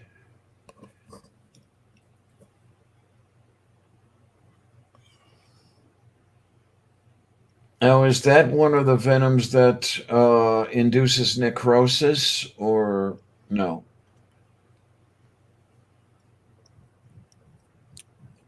I don't think so. At least it didn't have that reaction to me. Okay.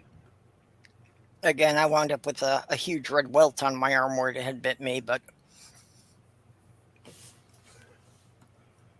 yeah, some of them, that's one of the problems, like with the brown recluse, is that it will actually start decomposing the skin. Yes. Yes.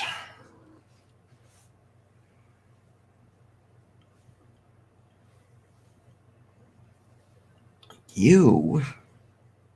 Yeah. You. Cat. Yeah, you see this tail over here, right? Mm-hmm. Yeah. Yeah, you.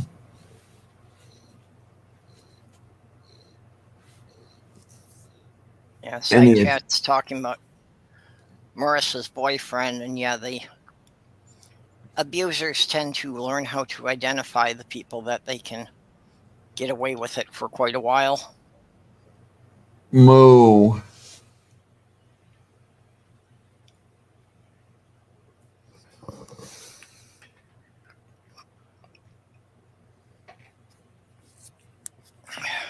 Well, okay then. At least I've been she's through a getting couple of some good abusive out of it. relationships myself in the past.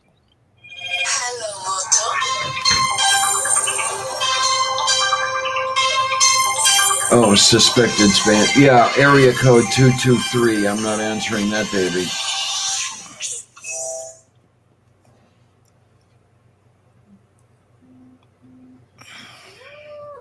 Wow. Wow. Wow. Damn cat. Yeah, I just got a text here too. Area code 425. I've got no idea where that is. Your reward points expire in 1 day. Choose one of these products now. Alrighty. Yeah.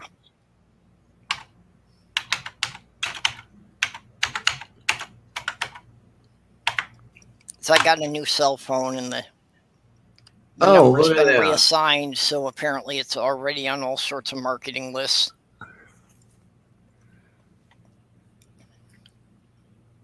Okay. Area code 425 includes Redmond, Washington.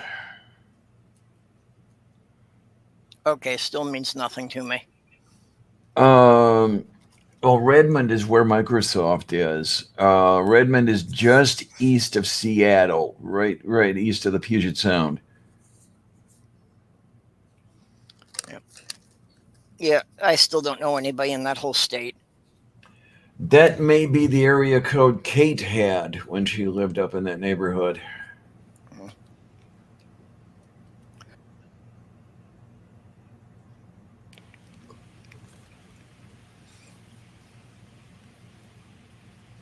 I asked to see what did I had on that thing, on the OG thing. Yeah, I had a series of relationships myself that were abusive to various levels until I met my fiance.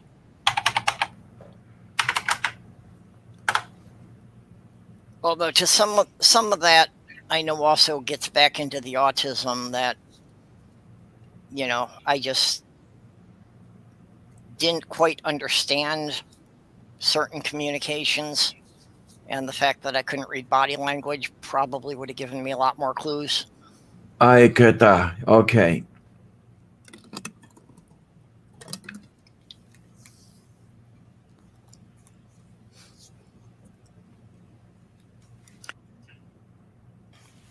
Well, Midge, you got all the chickens in safely. You just get wet. Yeah, he said he had to go and take care of the chickens because he heard thunder.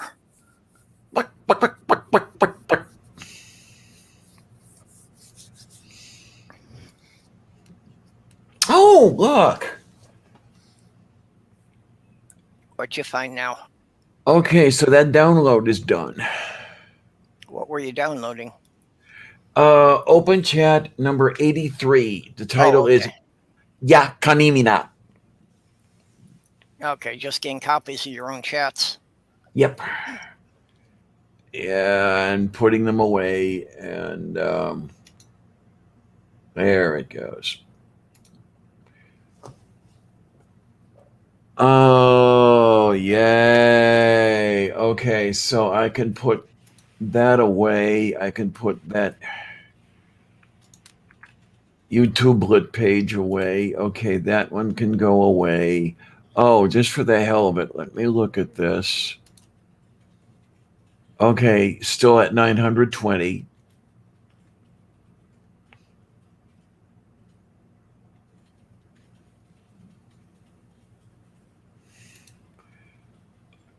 Yeah. I mean, I would whore myself out, Jen, but sorry, I'm not young and pretty enough for that.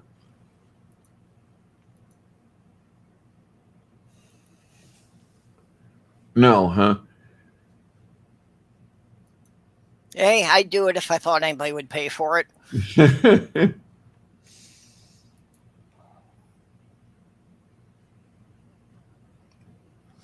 Yeah, maybe when I was 25, there would have been a chance for that, but not anymore.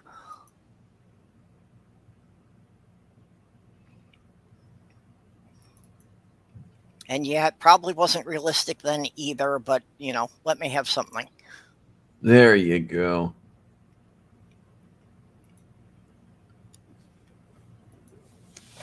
Oh, when I was 25, I looked way too much like a guy.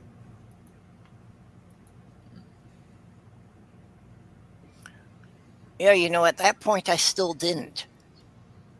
Like I said, I had kind of a weird stalled puberty that when I was 16, it kind of went halfway that I got taller and that, but it didn't really finish until my early 30s. I didn't have any facial hair until I was like 32, 33.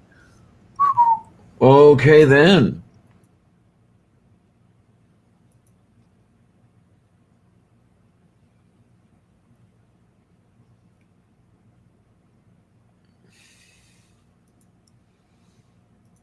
Now I'm trying to get rid of it. While I was with my fiance, I tried to do everything I could to kill it, but unless you've got the money to pay for professional electrolysis, I didn't find anything that was effective. Yeah, and sometimes even that won't do it. Yeah. I had a consultation with that a couple of weeks ago. Went in and had her look at it, and yeah, unfortunately.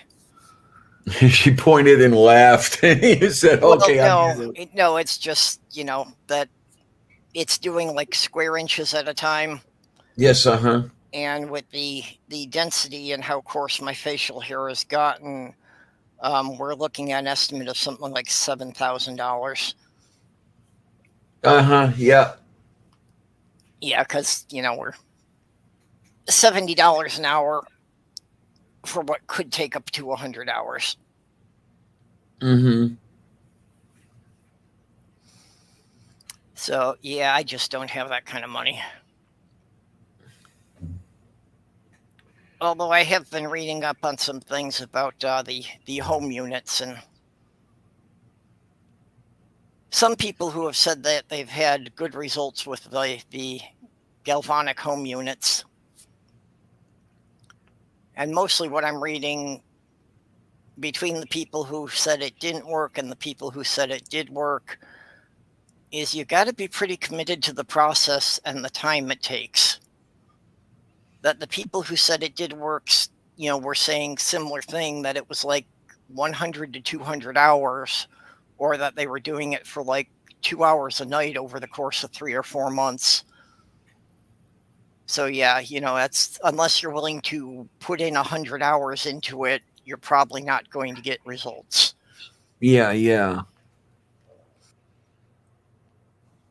But considering the cost, yeah, I think I could probably, get to doing the 2 hours a night for several months to eventually get rid of it. Oh, Jen is still Especially here. since even in the earlier stages, I could, target the problem areas more. Jen says when she was 25, she had a 6-year-old, a 4-year-old, and a 1-year-old. Oh, Lord. You're better than I. Yeah. Well, my ex's mother was a grandmother at 32 because she had her when she was 16, and my ex had her first one when she was 16. Okay, then. Yeah. Yeah, I know somebody who had to have been from a line of girls like that. There was she still lives here in the building. Talking about a great grandkid. She's 44. Yeah, Doc, I've kind of had the same idea that the stuff that's important to me is stuff I've been able to teach to kids. Well, I don't have any problems that are likely to be fatal. I've got enough odd things with me that not having my DNA in the next generation is probably a better idea. Uh-huh.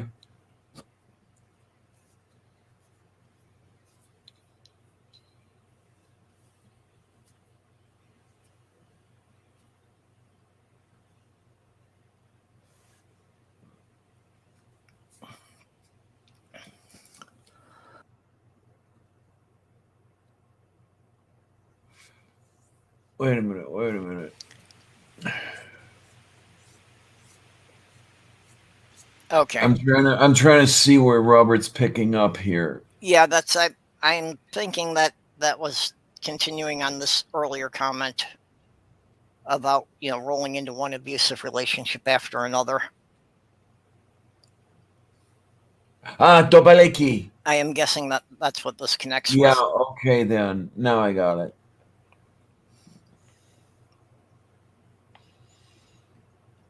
Oh.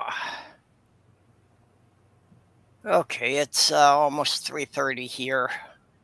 I should probably wrap this up here. Yeah, it's about 4:30 here. That makes sense. Yeah. Wolf beef. If I wrap it up here, I've still got enough time that I might be able to get my doctor on the phone. Oh, yay. Yeah, gotta watch those doctors because they like to close up shop early. Yeah, that's if I don't call by around 4 o'clock, I probably won't get anything but the receptionist at the clinic. So, okay, well, I thank you all for coming. Yeah, okay, Jen, with all the luck, yeah, you mean with all the luck you had, you didn't get pregnant after a tubal ligation? Jesus. Yeah, actually, that's my ex. The reason she got pregnant at 16 was they didn't bother to tell her that some antibiotics negate the effect of the birth control pills. Oops. Yeah, so she thought she was safe and thought she was doing the right thing every day, but not quite all the information. Okay, so yeah, we're leaving Jen's fundraiser at $920. Alrighty. So appreciate everybody who made donations there. Thank you, people. Yay. So, and we got Jeff to his 400. That apparently he was having a contest there with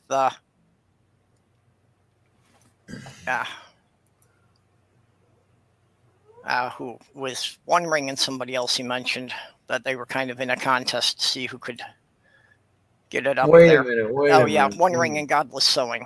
That's I should have remembered. Jen says, after Gavin being 10.5 pounds and 24 inches long, I was done. What the hell? You gave birth to a 2-year-old?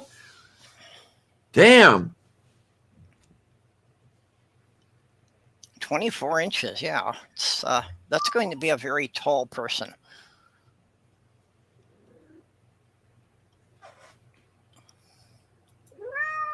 Meow. Okay, Meow. so appreciate everybody for joining us. Yay! Yes, nerdy. Jeff was in a competition to see who could get it up there first. There you go.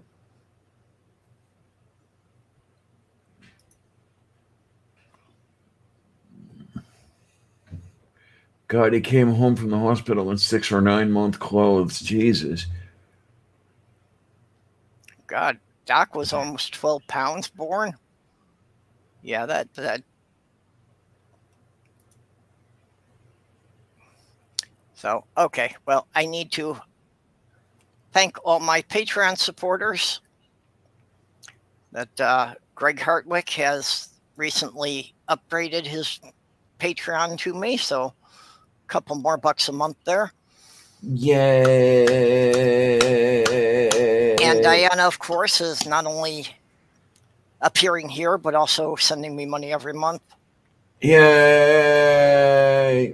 Yay, Diana. Who the fuck is she? Yep. I have no idea. As with Robert X and Ox, and Junie the Apostate, who also did my avatar. Yay. And Vonrick and the Utah Artcast. So I appreciate the help, everybody, so that, like I say, it covers the StreamYard, so Yay. I can keep this going without having to worry about my bank account, which, yeah, at this point, it's going to take me a couple of months to pay off the U-Haul for this last trip. Oh, my. And just appreciate all of you who just, come here to hang out with us and throw your comments into the chat. And Greg is right up there. Yeah, he's got it.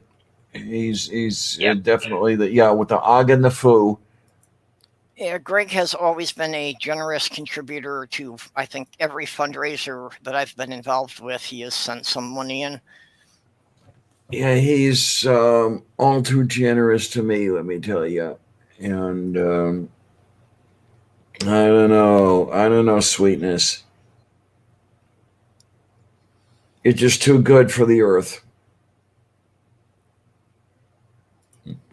Yeah, Doc was saying about his mom delivering him. Interesting thing I learned the other night, that Spartan women who died in childbirth were given the same burial rights as warriors who died on the battlefield. Okay, then, that makes sense. In contrast, soldiers who died off of the battlefield were stripped of all their valuables and buried in unmarked graves.